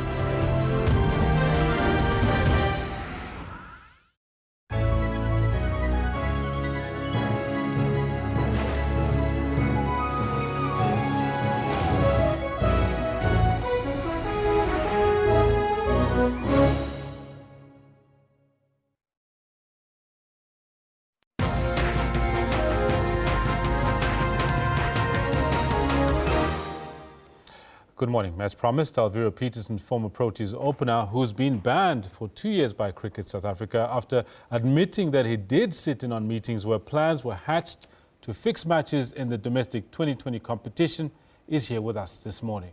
Now, we want to know what you want us to ask him, and you've been sending us those questions. We'll definitely be asking him those questions shortly. But first up, let's introduce the man to you right now. Good morning, Alvaro. Thanks very much for coming through. Good morning. It's nice to be here. Alvaro, I think the first question that I had in mind when I knew that you were going to be able to talk to us today was, you spoke of a tribunal, that you're going to be speaking to CSA through the tribunal, and something has happened since then. What changed? Well, what has happened is my legal team obviously filed my reply to the notice of charges, and thereafter we met with CSA and trying to path a way forward, and we came to an agreement, and I think both parties are probably happy that it didn't go to a tribunal, because it could become messy. It will, you know, a lot of dirty laundry would have been aired out in the public, and a lot of people would have been implicated, and you know, which wouldn't have been nice on them. So let's just say I think both parties are happy, and I think a lot of people are holding their breath at the moment to obviously almost say, I hope Alvaro doesn't say everything. Oh, very interesting that, and I think we've also got Eben who's joining us on this in this chat, and he's already got a question. I'm sure. I've got a question before we talk about the viewers' questions. I got a personal question, because I know how murky this water is. How they are. I've been working on match fixing for, well, before Hansi's time even. Bookies have been killed. Cricketers' lives have been in danger. Do you fear for your life today? Well, I've spoken to many people, including the NPA, and you know, these sort of questions were brought up by myself about safety, and I mean, it's real. The bookies and the fixers, they're criminal gangs. They're led by criminal gangs, and that's unfortunately the way it is. So you know, there's an element of fear. But you know, when it's out in the public, it's best that people know about it, because should something happen, you know, at least you can point fingers to certain people. Absolutely. I just want to take a first tweet, because I think people are very happy that you've come in. This one from Zunisani. He says, Newsroom, Alvaro Petersen, you're brave to face the music. At least you recognize your mistake. Big ups to you, my man. And there's a lot of that kind of tweets that we're getting, that kind of support. But there are also questions, of course, that the viewers are sending in. And let's take the first question. I think this one comes from Zotani Similani. He says, Newsroom, does Alvaro Petersen believe he is innocent? First one. And is he going to appeal the decision to ban him, or has he accepted the ban? And from what I've heard, I think you guys have struck a deal and everyone's happy. Yeah. So do you believe you're innocent, I think? You know what, I think in terms of innocence, I think I'm guilty to not reporting certain aspects or timeously. I'm innocent when it comes to corruption. That's a fact. Yeah. Is that, you know, there's no evidence to suggest that I partook in corrupt activities, or I took money, or I was involved in match fixing. So that's a fact. In that instance, I'm innocent, and there's no doubt about it. So the question for me then, before I hand you over to Kendall, the question that stood out for me is in what came out yesterday, the release that came out, they talk about you destroying evidence. And that immediately casts you in a kind of murky light. How do you respond to this destroying evidence, and what was that evidence, if I may ask? Well, obviously, you know, part of the agreement is that I can't go into too much detail, but eventually I'm sure the public will find out about it, whether it's a criminal investigation that will go after this, I'm not sure. But eventually the public will find out about it. And I can tell you one thing is that, you know, when they do find out, some people will laugh. Yeah. You know, that's as much as I can say. So the key things is that I'm not part of corruption. I haven't accepted money or agreed to fix matches, etc. And, you know, that's the facts of the matter. Kendall? That's key, definitely, to actually hear up front that you don't believe that you're guilty of the max fixing, the receipt of money, that you haven't done that. I think that's quite key. Thanks very much for those, Eben. You also released a press release this morning, which was on the back of the one that Cricket South Africa had released. We've got excerpts of it that we'd like to share with our viewers, where you point out exactly what it is that you feel that you're liable for. And you do point out, you do answer Zoltani's question, for example, where you say, look, you feel that you're guilty of what it is, of actually withholding, of not coming out timeously. Can you tell us a little bit about the reasoning behind why you did that in the first place? Well, let me give you the background. When I met with Gulam Bodi and these certain fixers, I already reported the matter to anti-corruption. So the matter was already under investigation, and I was told that the matter will be closed down soon, that there's steps that will be taken to close down this whole corruption thing. So that is the background of it. And in terms of not providing information to the anti-corruption officers timeously, a lot of people can say that word is up for interpretation. What is timeously? That sort of thing. So, like I said, I can't go too much into detail, but what I can tell the viewers is that I was not involved in corrupt activities or partook in corruption in the sense of what corruption is, but I am liable for not disclosing everything timeously. So the detail that's missing for us as well is what your direct involvement was. You sat in on meetings, we know that much, but what else? What was your direct involvement in this case? Well, I reported the matter, one. Two is that I assisted the investigating officer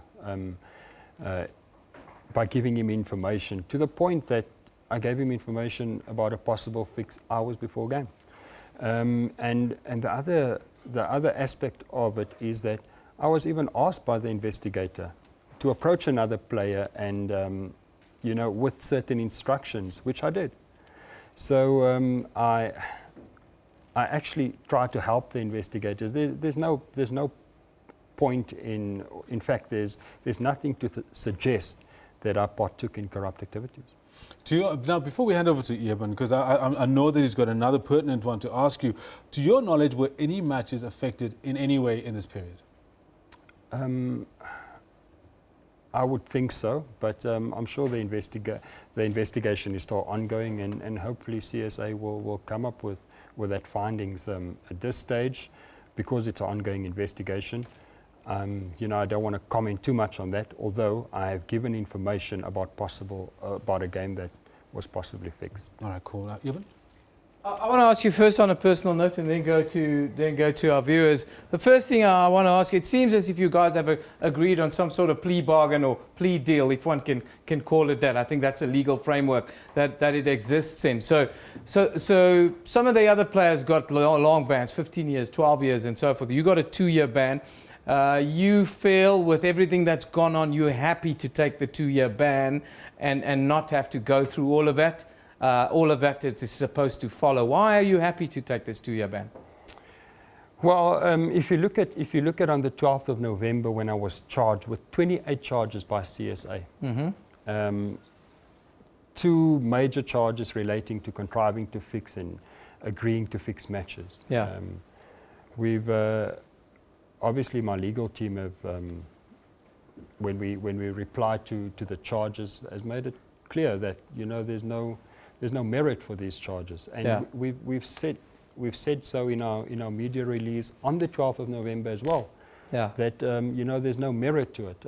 So I was happy that the finding was that I didn't partake in these corrupt activities which relate to match fixing, etc. So. Although I always stated that I'm prepared to take responsibility for my actions, and those actions was not to timeously report certain meetings. I was willing to take responsibility, and I have taken responsibility. I'm not one to shy away from responsibility, and I've done that. I was consistent in everything that I've said from the start right up until now. Yeah. I've never changed my stance, and I've never changed my position. Well, throughout your career, you've been that guy. You've been the guy to take on responsibility and take it on the chin sometimes. And I can see it from where I'm standing that you're taking this one on the chin, and you've got to kind of work forward towards the greater good for what's to follow. Zunithani's got a question to you, which might be a little bit borderline. It's like, who contacted you to come and sit in the meetings, and how much did you get for just doing that, if there was such a thing? And do you have any regrets that stand out now?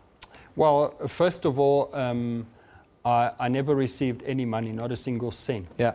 And in some of the meetings where drinks were actually ordered, I made sure that I paid for the bill. Yeah. So that's a fact. It's a known fact. It's an accepted fact. Yeah. I never received a single cent or a bribe from anyone to fix matches, to be in meetings, or whatever the case might be. Yeah. Yes, there are regrets because, you know, looking back at it in hindsight, I could have done things better. You know, with the benefit of hindsight, we understand that I could have done things better, and that yeah, I was contacted by Gulam Bodhi. Yeah, and Gulam Bodhi, as we all know, has been pointed out to be the kingpin. It's one of those things. He's out of the game. It feels almost for a lifetime.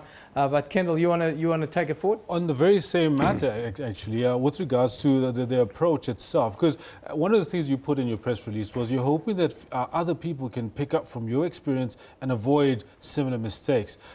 That approach, because I believe it can come in very many different ways. How did Gulam approach you, and how did he make sure that you were receptive to what he had to say? Well, I think it's a process of a lot of things. I mean, I was on, basically we were friends, you know, so it's quite easy to approach a friend, and you know, so these things can happen easily. It can happen to anyone, and I think the important thing that must come out of my experience is that players mustn't get caught up with this sort of stuff. And if it does happen to them, they must know exactly what to do, what's their responsibility and obligation under the code. Whether that means that every player should be given a copy of the code, which in the past never happened. And they must go through it, they must understand what it means, so that in future they also know how to deal with it and how to go about, especially when the investigation is ongoing. How borderline is it in terms of your reporting timelessly, for example? If somebody comes up to you, you're sitting in a restaurant and says, oh yeah, I see that you've been playing quite a lot of matches and a lot of people are throwing bounces at you. The next time, maybe you should just try and go for it. Is that considered somebody trying to impair your decision-making on the field? Well, not really, because you know you get a lot of fans that tell you maybe you should play this way or you should be more aggressive or that sort of thing. So you know you can't really look at that as an approach. An approach, I suppose, is probably if someone asks you to underperform in a game, and you get financial reward for it. So in my mind, that would be an approach. Okay, no, that's quite key. I think most people need to hear exactly that. Eben? I want to talk a little bit more general about match fixing because it's something that I feel I'm an expert on. Over my years as a sports journalist, and I travelled with the Hansi Cronje team for at least 4 years here at the National Broadcaster. So I became intimately involved in how match fixing work and what kind of syndicates are involved in India and the like. But the thing that stood out for me was the psyche of cricketers, the mindset of a cricketer. Cricketers have always felt that the game owes them something a little bit, that they're underdone compared to other sporting codes. Footballers get billions and millions of rands and so forth. And cricketers always felt that the game owes them something. That's why match fixing got a foothold in the game. Is that psyche, is that still prevailing in the game, that cricketers feel that the game owes them something a little bit? I hope not, although, you know, with the IPL and, you know, all these big 2020 leagues, players obviously look to make some money. Yeah. But when it comes to match fixing and accepting money or bribes to underperform, that is corruption. That is corruption to the core, and that is criminal, you know, which is unjustifiable and can't be condoned. It's as simple as that. So there's ways of making money. Underperforming and accepting bribes to underperform and fixing matches is not a way to do it. Yeah. And like I said, it's criminal and it must be seen as that. It's greed at the end of the day. I think you pointed that out to me. It's about greed. Is there an element where cricketers are maybe exposed to be a little bit more greedy than in other sporting codes, that we have this consistent problem of match fixing that pops up periodically, not just in South Africa, but all over the world where the game is played? I'm not so sure, you know, just if we can single out cricket. because you know, it could happen in other sports. It could be a case of guys getting away with it. Yeah. It could have been a case with, you know, this match, last year's Ram Slam, the fixers getting away with it as well. But obviously, you know, they got caught out. And so I don't want to single out any sport. Yeah, you can't, because unethical behavior is part of everything. Our viewers are asking, if another viewer's question, let's just get in. This one from Johannes Kahale, and he says, my question to Alvaro is this: why then have you been banned and you pleaded guilty if you are innocent? Okay. Corruption. If you look at corruption, you get corruption, and then you get reporting on the other side. I pleaded guilty to not reporting correctly. Yeah. I never pleaded. I didn't plead guilty to corruption. To taking money. Absolutely. And you kept the authorities in the loop throughout the whole process. Correct. So and that's why you probably can get away with a 2-year ban. And do you think that you may be a little bit of a scapegoat also in this instance? Does it feel like that a little bit to you, or do you think that you should take some responsibility for the mistakes that you've made in the reporting line? Well, I should take some responsibility, and I have taken some responsibility. And if you put someone else in my situation, they might feel like, you know, is Alvaro made a scapegoat or whatever? They might feel that way. Considering if you look at everything as a whole, when Gulam Bodhi, who is the kingpin in this fixing thing, when he was charged by CSA, it says, the media release said, and in CSA charged an intermediary. When I was charged, it says Alvaro Petersen was charged by CSA. You know, so it begs a lot of questions, but you know, that's water under the bridge now. We've moved on from it, and I do take responsibility for my actions. Final question from the viewers, and then Kendall can wrap it up with you. Tembalani is asking, is there a possibility that any other players within the Proteas setup are involved in match fixing? Alvaro, and I know you won't be able to name anybody because it's simply not possible. But how deep is the rabbit hole? I know 20 years ago the rabbit hole was quite deep, and then the anti-corruption bodies were put in place. And have they had an effect? Are players still susceptible, if one can ask that? Well, I think it's more difficult to infiltrate the international teams nowadays. As far as I'm concerned, I don't think any of the Proteas were involved in match fixing. Yeah. Although I think one might have had information that could assist the investigators. And like I said, you know, if this went to a tribunal, or if it goes to a criminal matter, you know, that person's credibility will be put under the spotlight. Severely tarnished, one would think, because there are no half measures with this, Kendall, is there? No, definitely not. It's either you're either in or you're not, you know. You cannot be half pregnant, as they say. Alvaro, your career, you recently started playing county cricket in England, doing extremely well in Lancashire. I mean, you pretty much are one of their go-to players. That's now come to a halt. But this all started because on the 12th of November, Cricket South Africa discovered that you were planning to play in this year's T20 competition. What happened? You were caught on the hop, I believe. Did you know that this was actually hanging over your head? This Damocles sword was hanging over your head if you chose to play? Well, it was there, but because I'm under contract with the Lions, it's my obligation to play when I'm available, and I made myself available.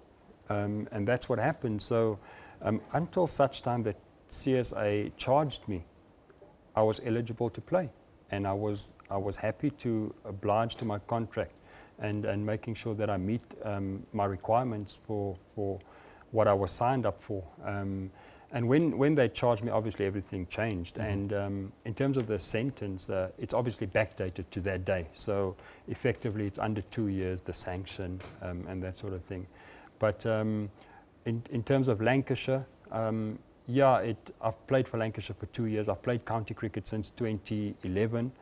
So I was also going to retire at the end of the season. But because of what has just happened and the person that I am, I've now decided that in 2018, sometime in 2018, I'll return to professional cricket because I think I'm good enough and then I will also be good enough, if not better. And you want to go out on a high as well. So what happens now to your career going forward? I mean, what is it? Where do we see Alvaro Petersen? What is he going to be involved in? What happens now? Well, at the moment, I'm actually already busy studying for my Bachelor of Law degree. So I'm busy with that. Next year I'll embark on a management diploma. And also I'll be spending some time on my businesses as well as my Alvaro Petersen Foundation, you know, where we help obviously disadvantaged communities. But above all, you know, I want to spend time with my family. I haven't done that in years. So this year we'll go on our first holiday in, must be 15 years or something. So I'm looking forward to doing that.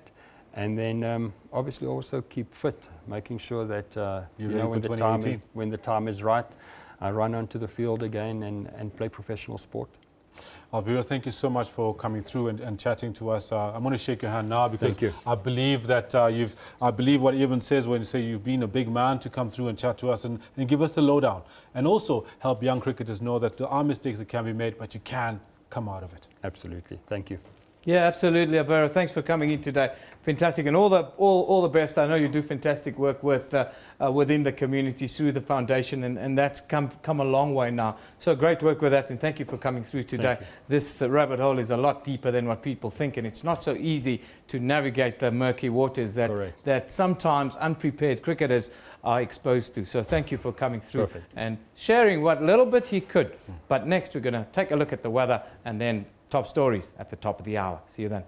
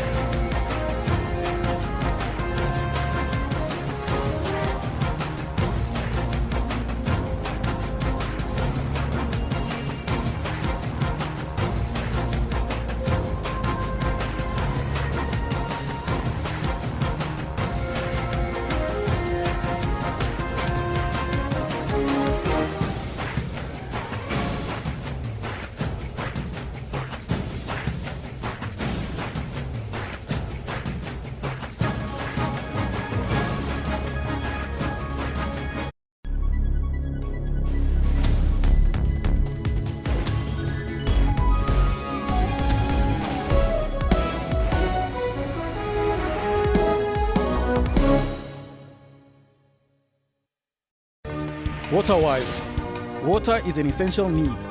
The scarcity of it could lead to loss of many lives, including livestock, plants, and much more. It requires us to use it sparingly and responsibly in times of need, failing which our taps and sanitation will not function. For more on water and weather issues, stay tuned to News Today, every Friday at 4:45 Central African Time. SABC News, making you water-wise. Probably you should ask the question, is the ICC targeting African leaders? For the life of me, I would hate to be charged with crimes against humanity. Very few people can deny nor ignore that there are crimes being committed on the African continent at this very moment. Now, we need to be able to hold people to account regardless of where they are from. South Africa has a body of international law that it's committed itself to, that seeks to counter impunity in the world when it comes to gross human rights violations. In this specific instance, we have a problem. By the way, you must remember that South Africa has a law on extradition and mutual legal assistance that enable us to extradite any fugitive of justice from anywhere in the world so that they can stand trial for whatever crimes.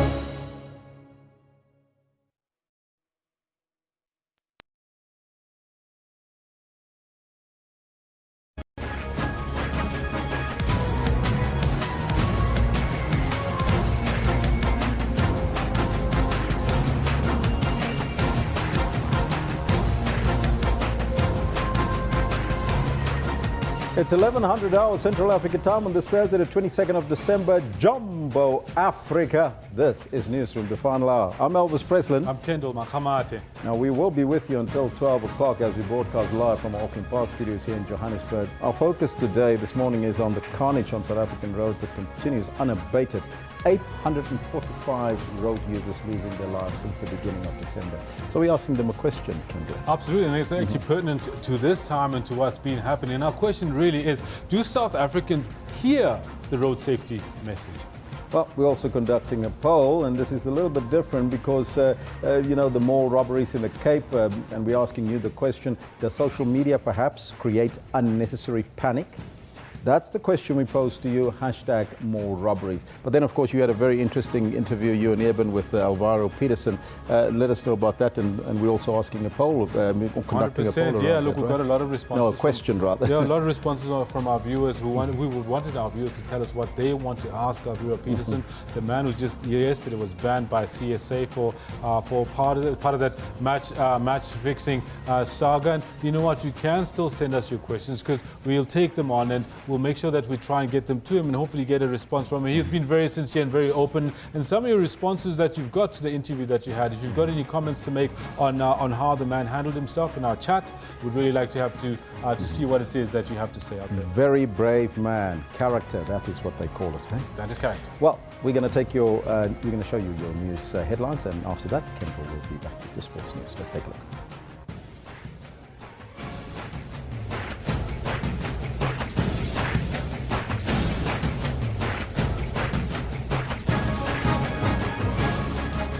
President Jacob Zuma says he will never resign of his own accord. The president was speaking at the ANC Youth League's Economic Freedom Lecture in Durban. A Transnet goods train driver was killed in a train derailment last night after heavy rainfall in the northwest.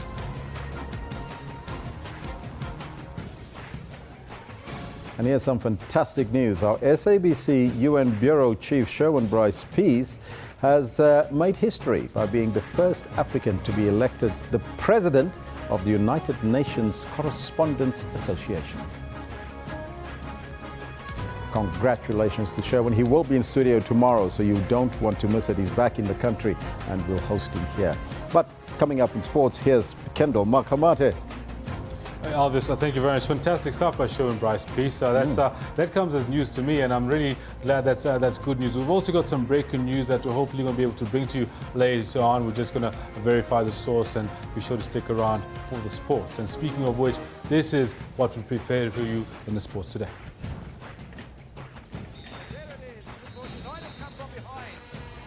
A very game and plucky Polokwane City.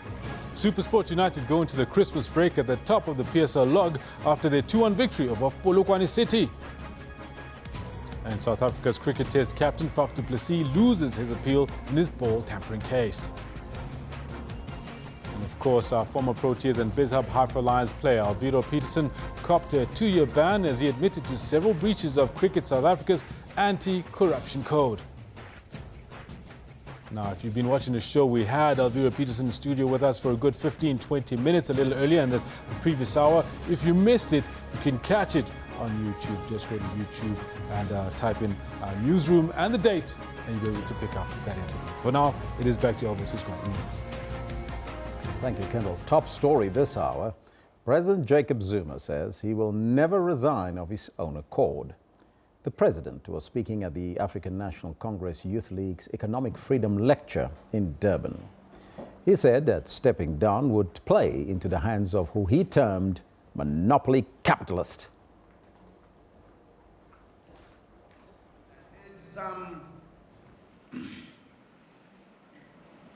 Some chamber from outside of this country also demanding that the president must go.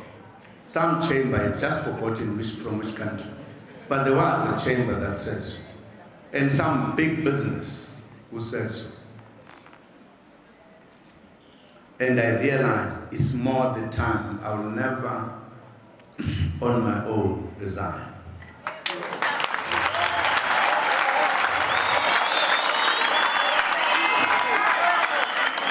Because if I did so, I would be surrendering to the monopoly capital.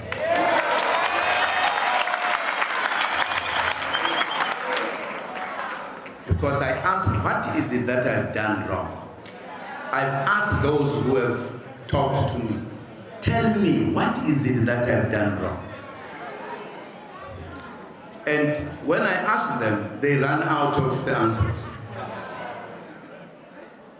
The only thing that has happened is that the narrative, the repeating of corruption.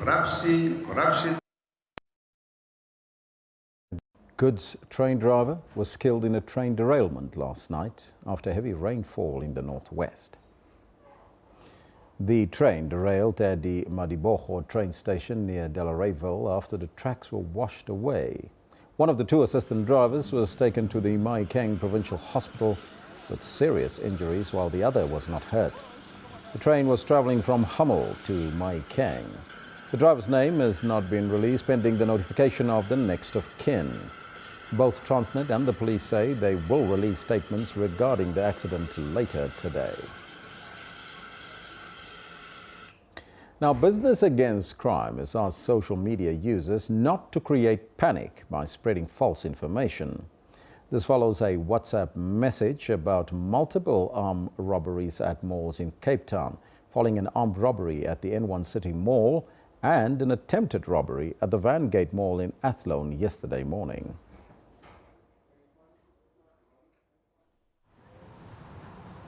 As shoppers do their last bit of Christmas shopping, thugs are also out on the loose, creating panic and a space of uncertainty for shoppers. Vangate Mall was on total lockdown following an attempted robbery. It was the quick thinking of security guards that overturned the perpetrators' plans. They were identified before they could do anything.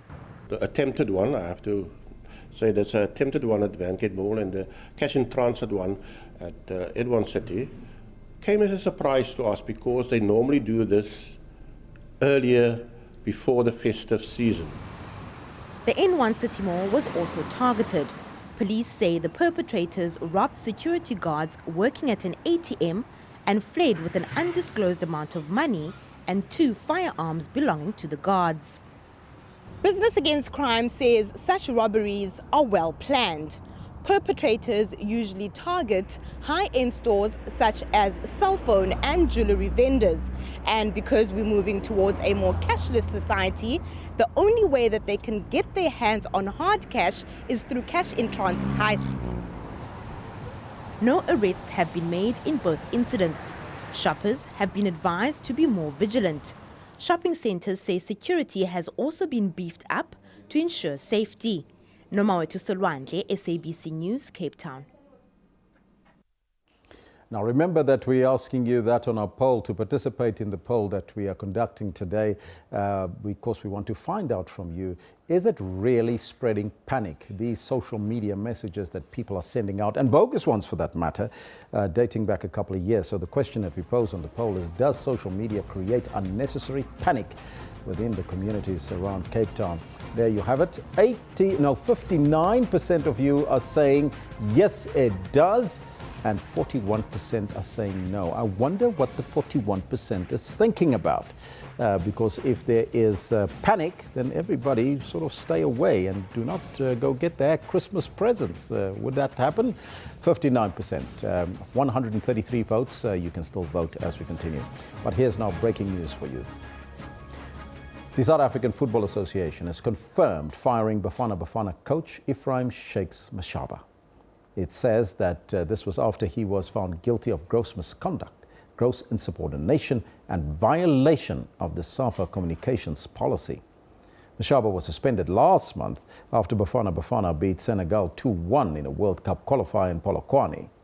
He wagged a finger and angrily remonstrated at the SAFA president, Danny Jordan, ahead of his post-match television interview. That's breaking news for you there. Shakes Mashaba is no more.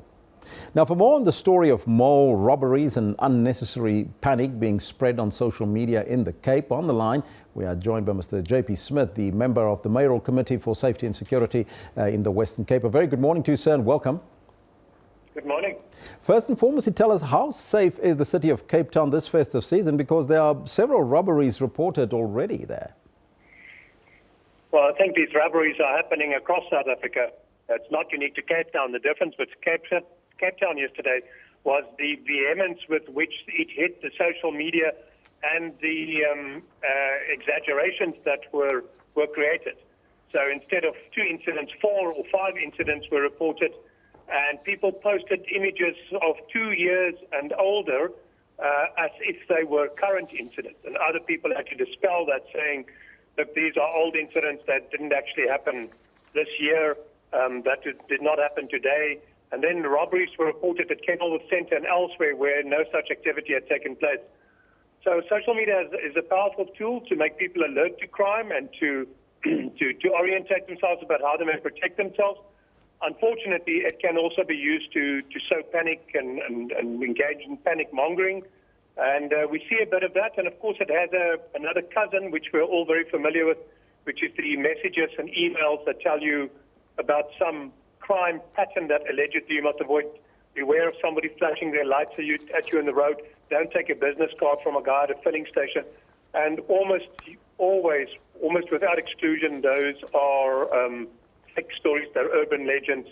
And I find those particularly egregious because, we have enough problems with crime without making people fearful of things that don't exist. Mm-hmm. Now, we know that the Vangate Mall was involved in a possible one, as well as the N1 City Mall. So are you suggesting that these are the only mall robberies that happened yesterday? Well, you can't use the word only when you say 2. So it's terrible that 2 happened. But yes, there were 2 robberies, not 4 or 5 as was reported. And I'm afraid people on social media got quite carried away. SABC confirmed there were 2 robberies, and in fact, one robbery was a failed robbery. They attempted to rob a store unsuccessfully, and the other one, they managed to attack some guards. And the comment in your insert is quite correct that the increasing lack of use of cash is making it more difficult for robbers to target shopping environments. Now, the CEO of Business Against Crime in the Western Cape, Andrew Anthony, says that the social media is blowing the entire issue out of proportion and causing unnecessary fear. Is that what you've picked up, and can you lead us into what should people be on the lookout for? Well, yesterday that was absolutely the case. Generally, there is a fair exaggeration. I am included in about 60 or 70 WhatsApp groups across our city. Lots of communities include me as the mayoral committee member on their groups, and I monitor them as best I can. When there's policing incidents that's relevant, I will pass it on to our necessary staff. But I see a lot of exaggeration, and I also see incidents reported which actually happened in other areas which get re-reported. So some person must commit an act of dishonesty somewhere by reporting it as if it happened in their area because they must have gotten that picture and that image from another post. So there's either a desire to be relevant or misunderstandings, but certainly in an environment where your incidents are not being checked and corroborated and validated by a policing agency all the time, it is possible for distortions to occur and for people to sit with apprehensions and fears that are unfounded. Now, is there a link between the robberies? Because apparently they happen almost at the same time. And have you gathered some new information about these incidents?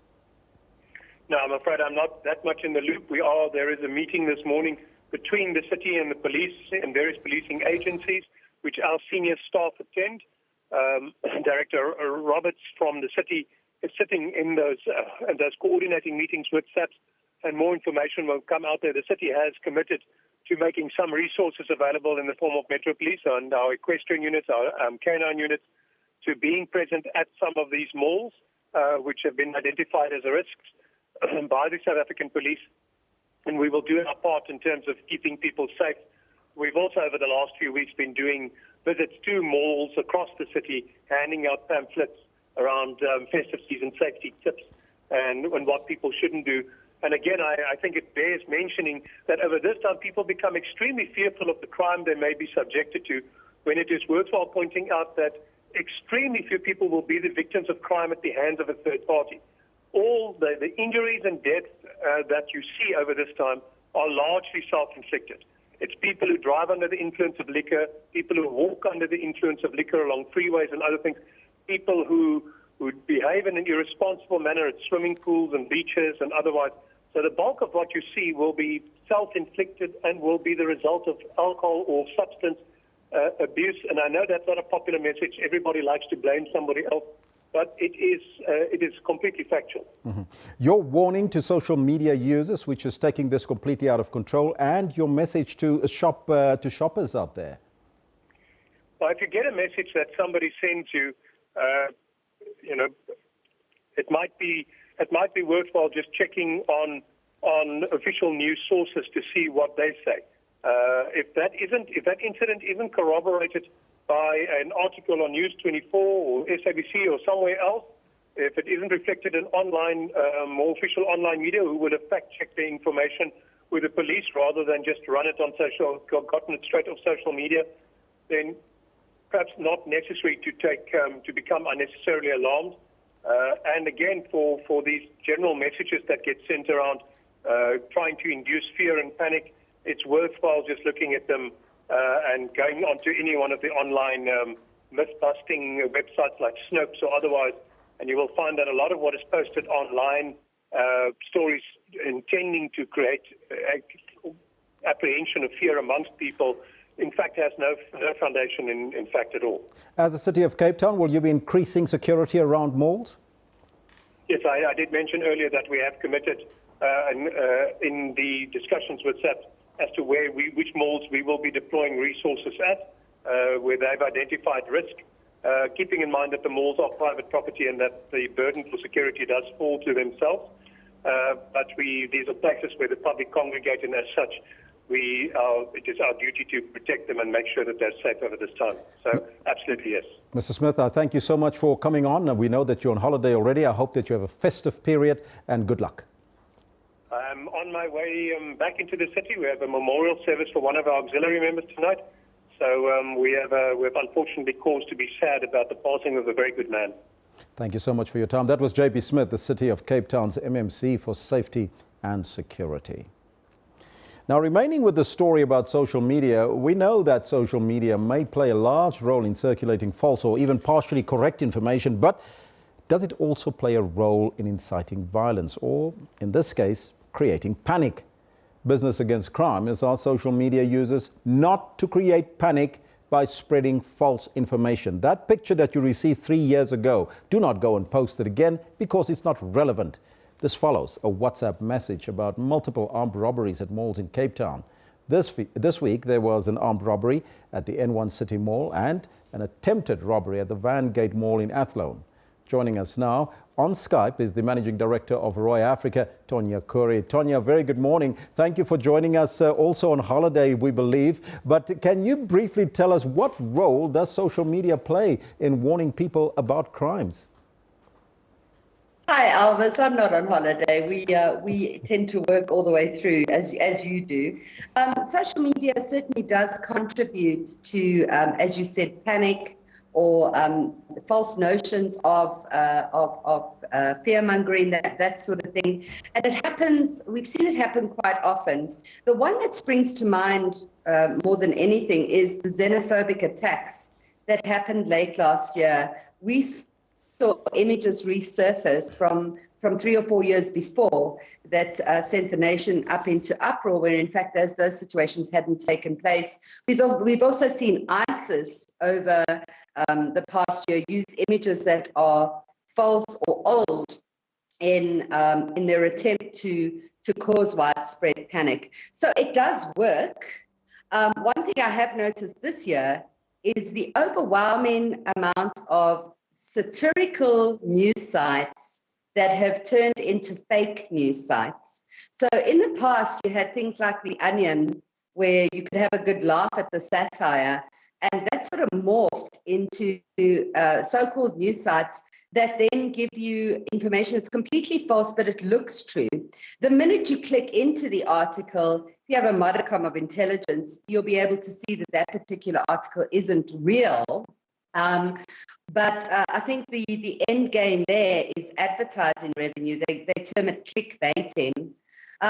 I don't understand what the end result is that people are searching for when they either use fake news or they spread panic via social media platforms.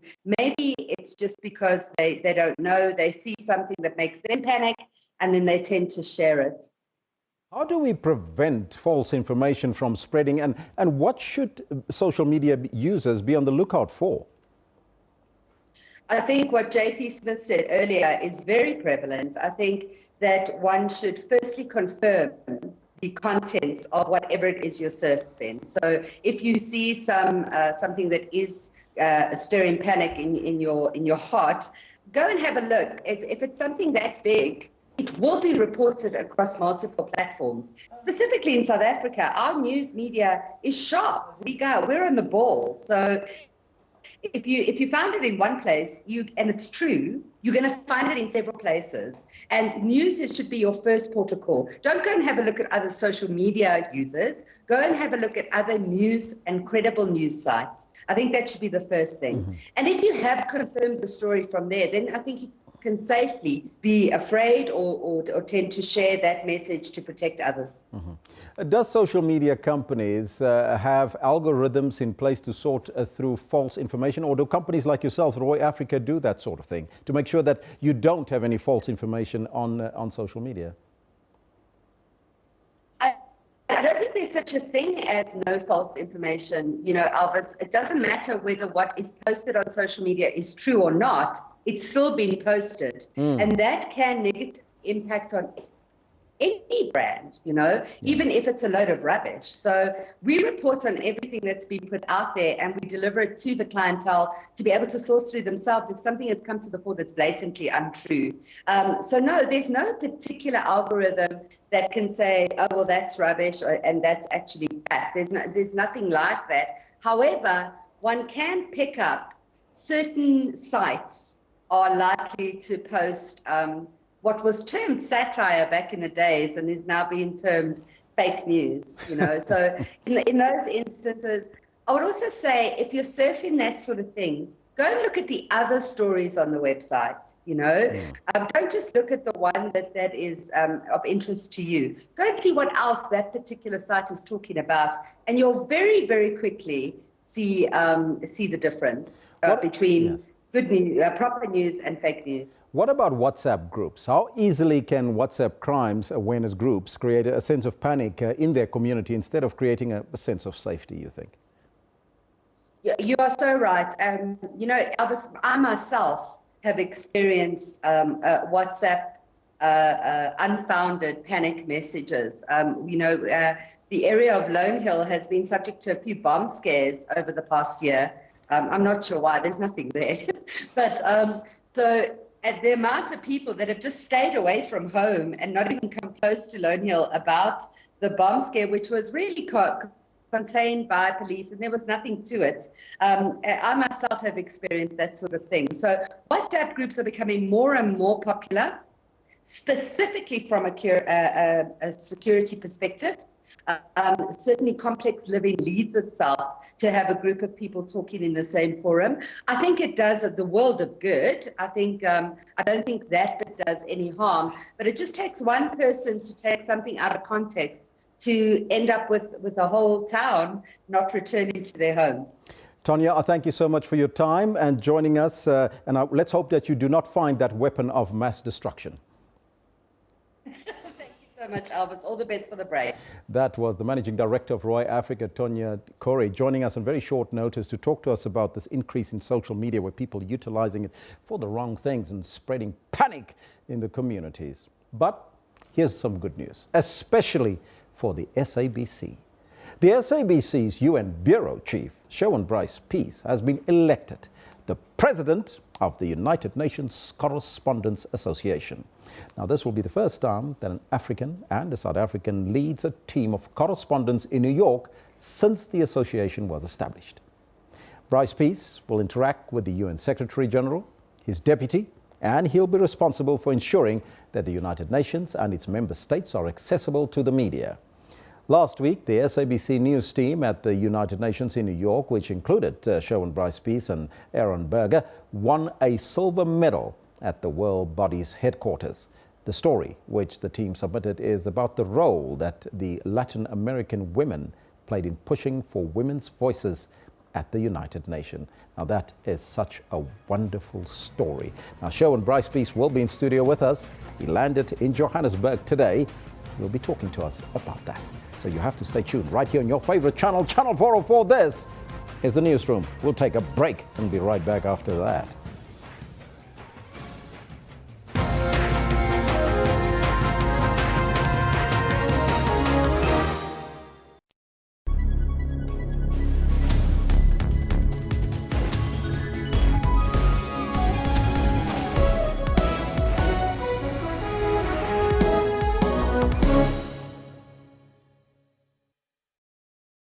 Here it is, the moment she turned the party into the party.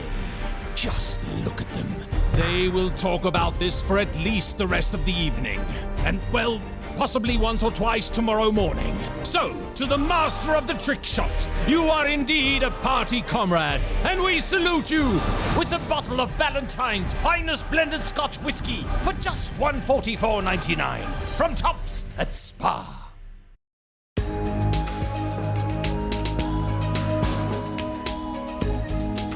Now this is Trends, of course, your one-stop serving of all that's juicy and trending in the world of entertainment and showbiz. My name, of course, is Refill Wemwilo. I'm Dr. Sello Mutaung, and this is Health Talk. A very good morning and welcome to Media Monitor. I'm your host, Alicia Jolly. My name is Dumila Matez. My name is Mpo. What time is it? It's question time. For your daily dose of current affairs, tune in to the SABC News Channel.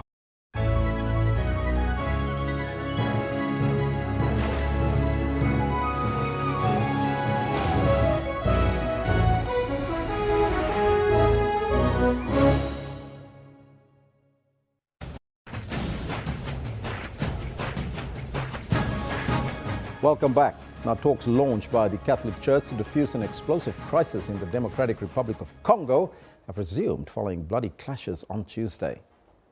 The Catholic Church has appealed for a deal by Christmas over the future of President Joseph Kabila.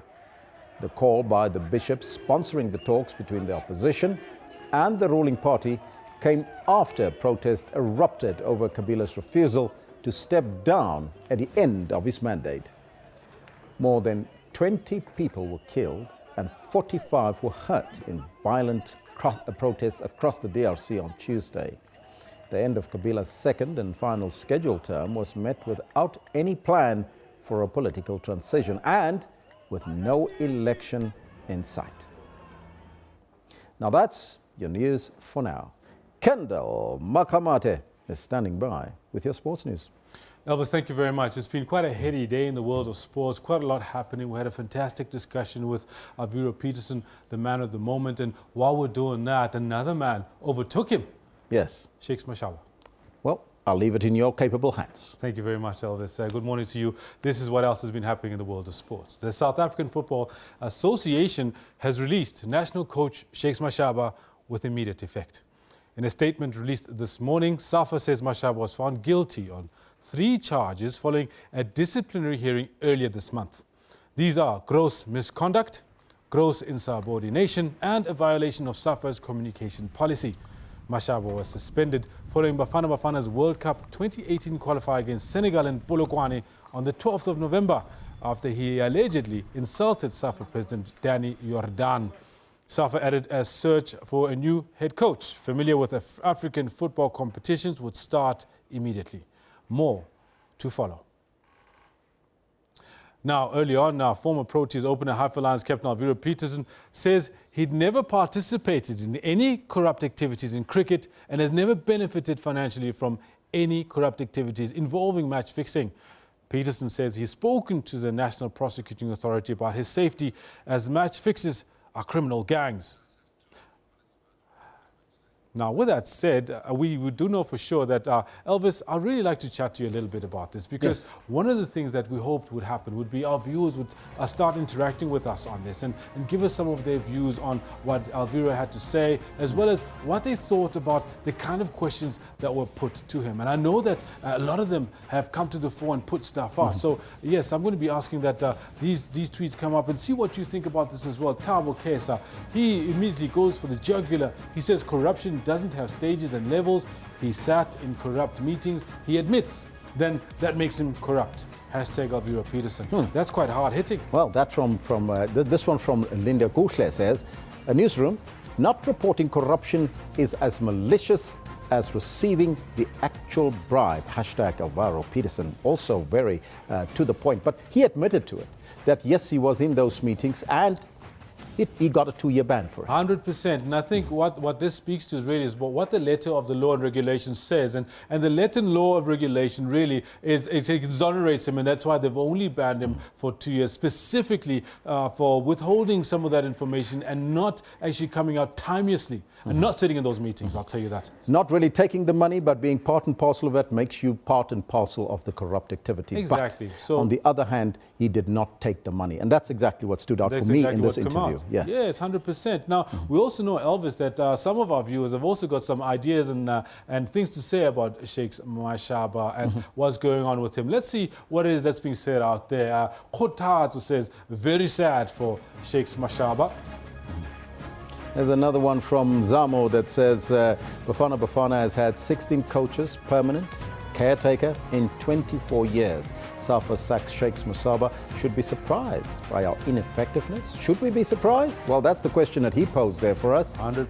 Davish Milosevic, Safa is breaking records with hiring and firing of national coaches. As a previous tweet said, 16 coaches in the last 24 years. That's a lot of coaches coming through the ranks. And Pito Msimane is ready to coach Bafana. He can't say no. It wouldn't be right to refuse to serve your country. Very interesting stuff there. Interesting stuff indeed, yes. Very big morning in the world of sports. Thank you very much, Elvis. And now, listen, this is we really can't let this opportunity go past without letting you know that we've got that interview again with Alvaro Petersen just for your viewing pleasure, in case you missed it in the previous hour. Here it is. I've spoken to many people, including the NPA, and you know, these sort of questions were brought up by myself about safety, and I mean, it's real. The bookies and the fixers, they're criminal gangs. They're led by criminal gangs, and that's unfortunately the way it is. So you know, there's an element of fear. But you know, when it's out in the public, it's best that people know about it, because should something happen, you know, at least you can point fingers to certain people. Absolutely. I just want to take a first tweet because I think people are very happy that you've come in. This one from Zunisani. He says, Newsroom, Alvaro Petersen, you brave to face the music. At least you recognize your mistake. Big ups to you, my man. And there's a lot of that kind of tweets that we're getting, that kind of support. But there are also questions, of course, that the viewers are sending in. And let's take the first question. I think this one comes from Zotani Similani. He says, Newsroom, does Alvaro Petersen believe he is innocent? First one. And is he going to appeal the decision to ban him, or has he accepted the ban? And from what I've heard, I think you guys have struck a deal and everyone's happy. Yeah. So do you believe you're innocent, I think? You know what, I think in terms of innocence, I think I'm guilty to not reporting certain aspects or timeously. I'm innocent when it comes to corruption. That's a fact. Yeah. Is that, you know, there's no evidence to suggest that I partook in corrupt activities, or I took money, or I was involved in match fixing. So that's a fact. In that instance, I'm innocent, and there's no doubt about it. So the question for me then, before I hand you over to Kendall, the question that stood out for me is in what came out yesterday, the release that came out, they talk about you destroying evidence. And that immediately casts you in a kind of murky light. How do you respond to this destroying evidence, and what was that evidence, if I may ask? Well, obviously, you know, part of the agreement is that I can't go into too much detail, but eventually I'm sure the public will find out about it, whether it's a criminal investigation that will go after this, I'm not sure. But eventually the public will find out about it. And I can tell you one thing is that, you know, when they do find out, some people will laugh. You know, that's as much as I can say. So the key things is that I'm not part of corruption. I haven't accepted money or agreed to fix matches, etc. And, you know, that's the facts of the matter. Kendall? That's key, definitely, to actually hear up front that you don't believe that you're guilty of the max fixing, the receipt of money. You haven't done that. I think that's quite key. Thanks very much for those, Eben. You also released a press release this morning, which was on the back of the one that Cricket South Africa had released. We've got excerpts of it that we'd like to share with our viewers, where you point out exactly what it is that you feel that you're liable for. And you do point out, you do answer Zoltani's question, for example, where you say, look, you feel that you're guilty of what it is, of actually withholding, of not coming out timeously. Can you tell us a little bit about the reasoning behind why you did that in the first place? Well, let me give you the background. When I met with Gulam Bodi and these certain fixers, I already reported the matter to anti-corruption. So the matter was already under investigation, and I was told that the matter will be closed down soon, that there's steps that will be taken to close down this whole corruption thing. So that is the background of it.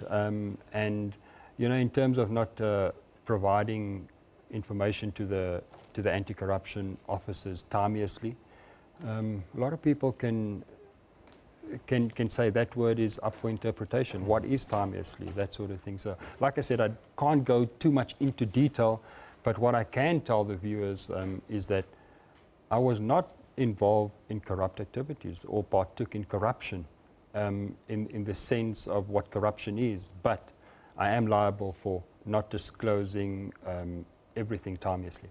So the detail that's missing for us as well is what your direct involvement was. You sat in on meetings, we know that much. But what else? What was your direct involvement in this case? Well, I reported the matter, one. Two is that I assisted the investigating officer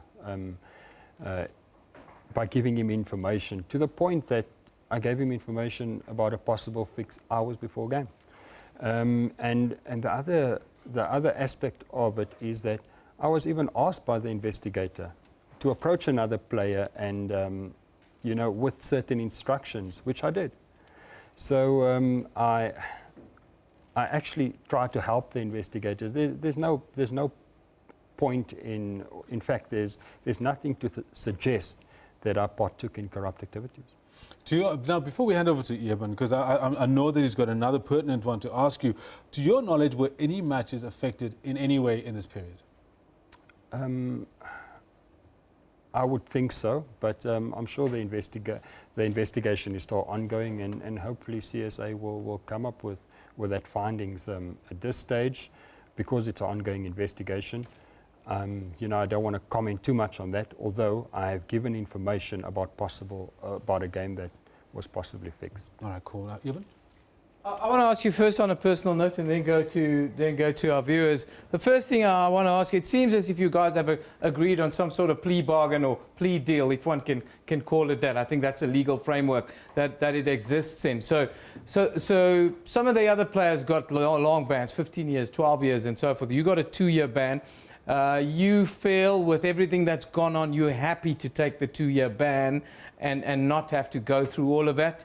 All of that is supposed to follow. Why are you happy to take this 2-year ban? Well, if you look at on the 12th of November, when I was charged with 28 charges by CSA, 2 major charges relating to contriving to fix and agreeing to fix matches. Yeah. We've obviously, my legal team have, when we replied to the charges, has made it clear that there's no merit for these charges, and we've said so in our media release on the 12th of November as well. Yeah. That there's no merit to it. So I was happy that the finding was that I didn't partake in these corrupt activities which relate to match fixing, etc. So. Although I always stated that I'm prepared to take responsibility for my actions, and those actions was not to timeously report certain meetings. I was willing to take responsibility, and I have taken responsibility. I'm not one to shy away from responsibility, and I've done that. I was consistent in everything that I've said from the start right up until now. Yeah. I've never changed my stance, and I've never changed my position. Well, throughout your career, you've been that guy. you've been the guy to take on responsibility and take it on the chin sometimes. And I can see it from where I'm standing that you're taking this one on the chin, and you've got to kind of work forward towards the greater good for what's to follow. Junithani's got a question to you, which might be a little bit borderline. It's like, who contacted you to come and sit in the meetings, and how much did you get for just doing that, if there was such a thing? And do you have any regrets that stand out now? Well, first of all, I never received any money, not a single cent. Yeah. And in some of the meetings where drinks were actually ordered, I made sure that I paid for the bill. Yeah. So that's a fact. It's a known fact. It's an accepted fact. Yeah. I never received a single cent or a bribe from anyone to fix matches, to be in meetings, or whatever the case might be. Yeah.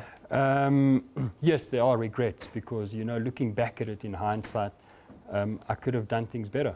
With the benefit of hindsight, we understand that I could have done things better, and that I was contacted by Gulam Bodhi. Yeah, and Gulam Bodhi, as we all know, has been pointed out to be the kingpin. It's one of those things. He's out of the game. It feels almost for a lifetime. But Kendall, you want to take it forward on the very same matter, actually, with regards to the approach itself. Because one of the things you put in your press release was you're hoping that other people can pick up from your experience and avoid similar mistakes. That approach, because I believe it can come in very many different ways. How did Gulam approach you, and how did you make sure that you were receptive to what he had to say? Well, I think it's a process of a lot of things. I mean, I was on, basically we were friends, so it's quite easy to approach a friend. So these things can happen easily. It can happen to anyone. And I think the important thing that must come out of my experience is that players mustn't get caught up with this sort of stuff. And if it does happen to them, they must know exactly what to do, what's their responsibility and obligation under the code. Whether that means that every player should be given a copy of the code, which in the past never happened. And they must go through it, they must understand what it means, so that in future they also know how to deal with it and how to go about, especially when the investigation is ongoing. How borderline is it in terms of your reporting timelessly, for example? If somebody comes up to you, you're sitting in a restaurant and says, oh yeah, I see that you've been playing quite a lot of matches and a lot of people are throwing bounces at you. The next time, maybe you should just try and go for it. Is that considered somebody trying to impair your decision-making on the field? Well, not really, because you get a lot of fans that tell you maybe you should play this way or you should be more aggressive or that sort of thing. So you can't really look at that as an approach. An approach, I suppose, is probably if someone asks you to underperform in a game and you get financial reward for it. So in my mind, that would be an approach. Okay, no, that's quite key. I think most people need to hear exactly that, even. I want to talk a little bit more general about match fixing, because it's something that I feel I'm an expert on.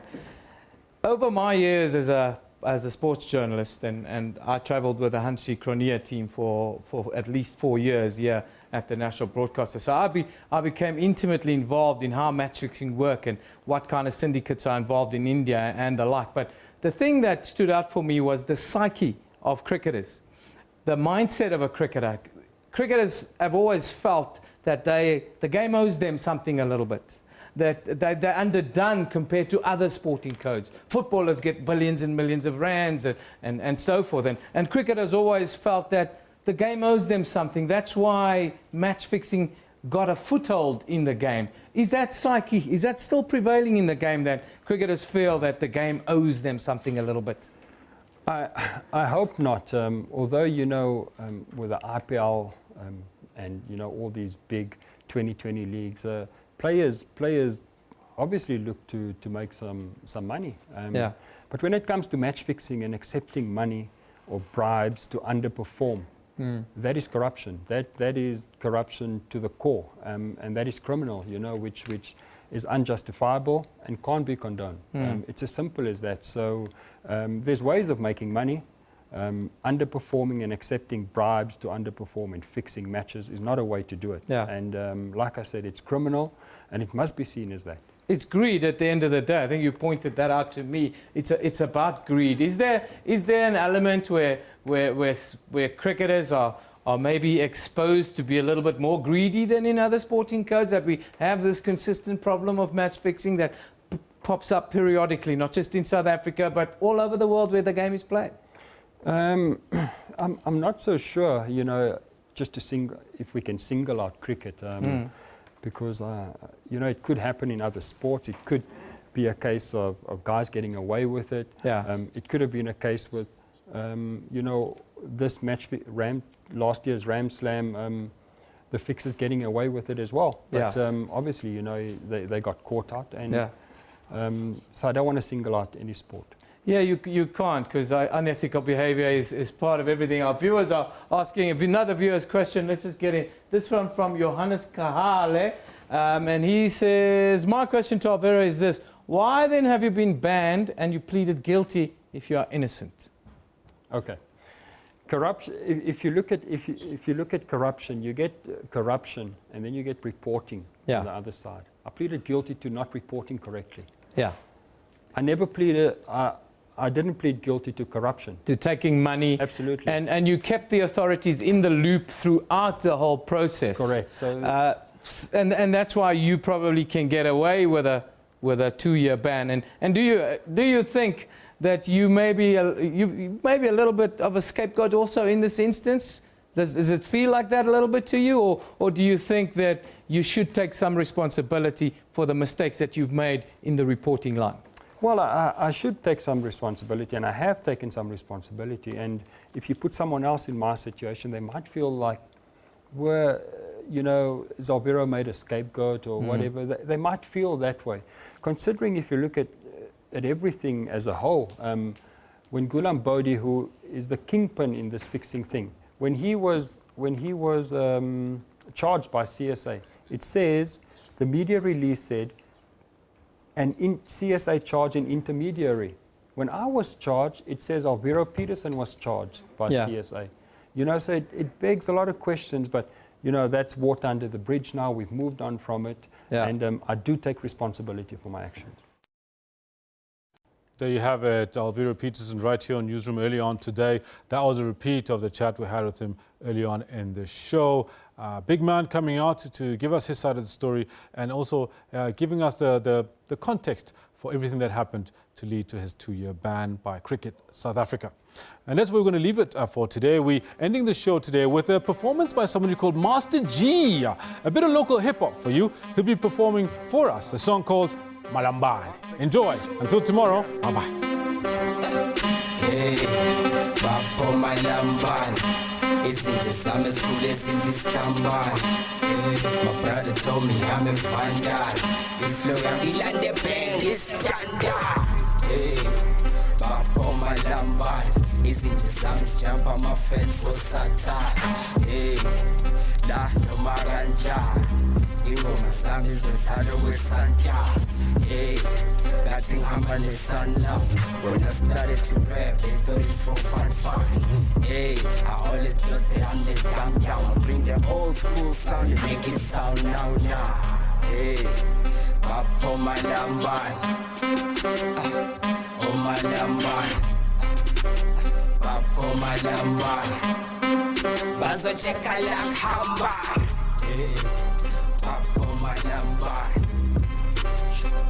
Oh Malambane. Babo Malambane. Bazo cheka like hamba. Oh yeah. I make him shake them boys, yeah. I got it, booze in there. I got this kind of shot, it's my she told me that she wants to. Babo Malambane. Easy, that's on the shame, I'm a everybody son, cause I'm always on 100. I stay blunted from the dirty 100.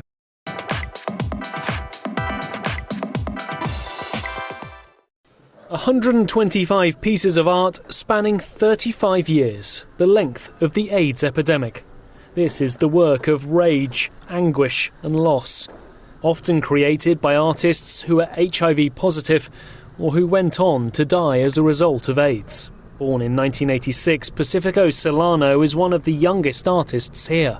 He was inspired by his uncle, who died of AIDS in 1989. After he passed away, it was as if he had never existed in my family.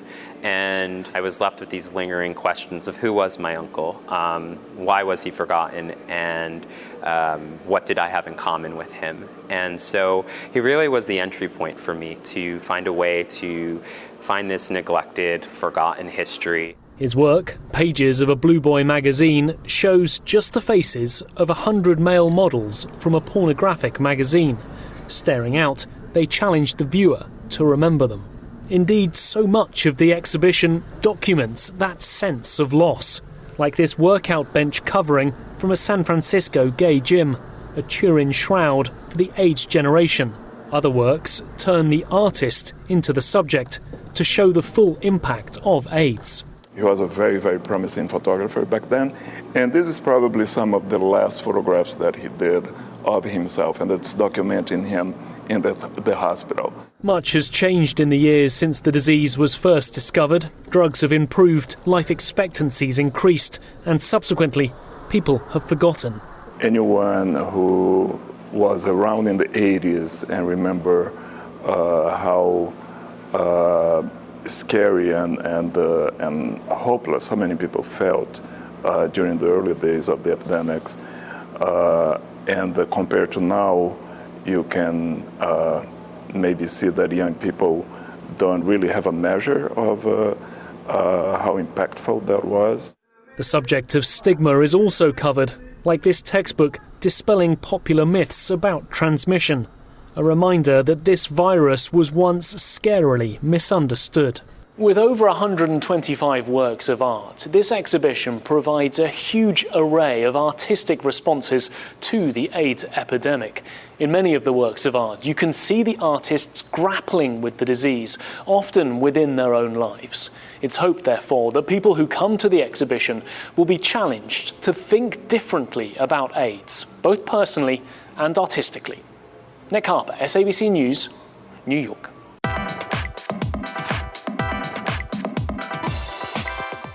Give me that paperwork. Where is your Give me that paperwork. Where is your paperwork? Like it's everything, I don't know what's going on. Suddenly I'm locked up. This is not fair. Senta Twasezan. Not fair. Ukuputse rent ka 200. Hape se kupula ka 200. Uri ngwana o i-1. 150 plus koloi leone tlamehile in another one 150. I'm just the one to lock you out. Yes, I that's the one to keys. lock me then out. You are starting gangsterism. No.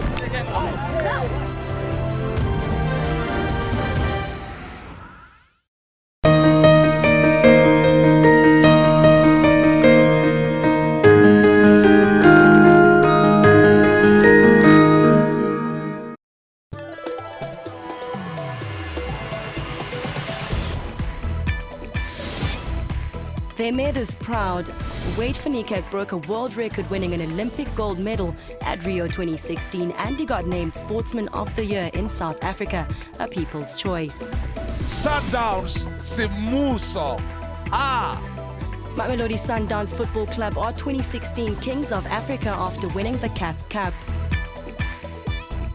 Caster Semenya won a gold medal for her Olympics 2016 and was named Sportswoman of the Year 2016 in South Africa. They worked hard. Thabiso Sithole, a seasoned sports journalist of note, is now crowned Sports Journalist of the Year at the South African Sports Awards 2016. The Vodacom Journalist of the Year went to Hasina Gori for her hard work in television news and Candice Nolan for her outstanding work in radio news. Dr. Dumi won big at the SABC Gospel Awards, taking 6 awards, and was crowned the Best Artist. Nathi Mankai, Afro Soul Sensation, was crowned King of the 22nd South African Music Awards.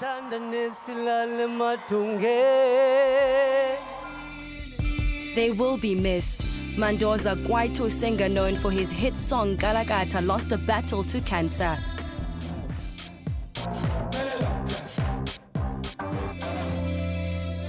Gugu Zulu, who made motor racing sport popular amongst blacks, passed on while on a goodwill course in Kilimanjaro.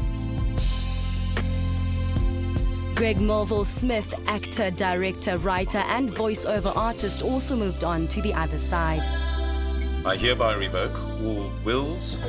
Nyembezi Kunene, actor, comedian who left South Africans in stitches in all roles he played, is also no more. Sfiso Ncwane, a popular award-winning artist well known for his rendition, Kulungile Baba, yielded to kidney failure.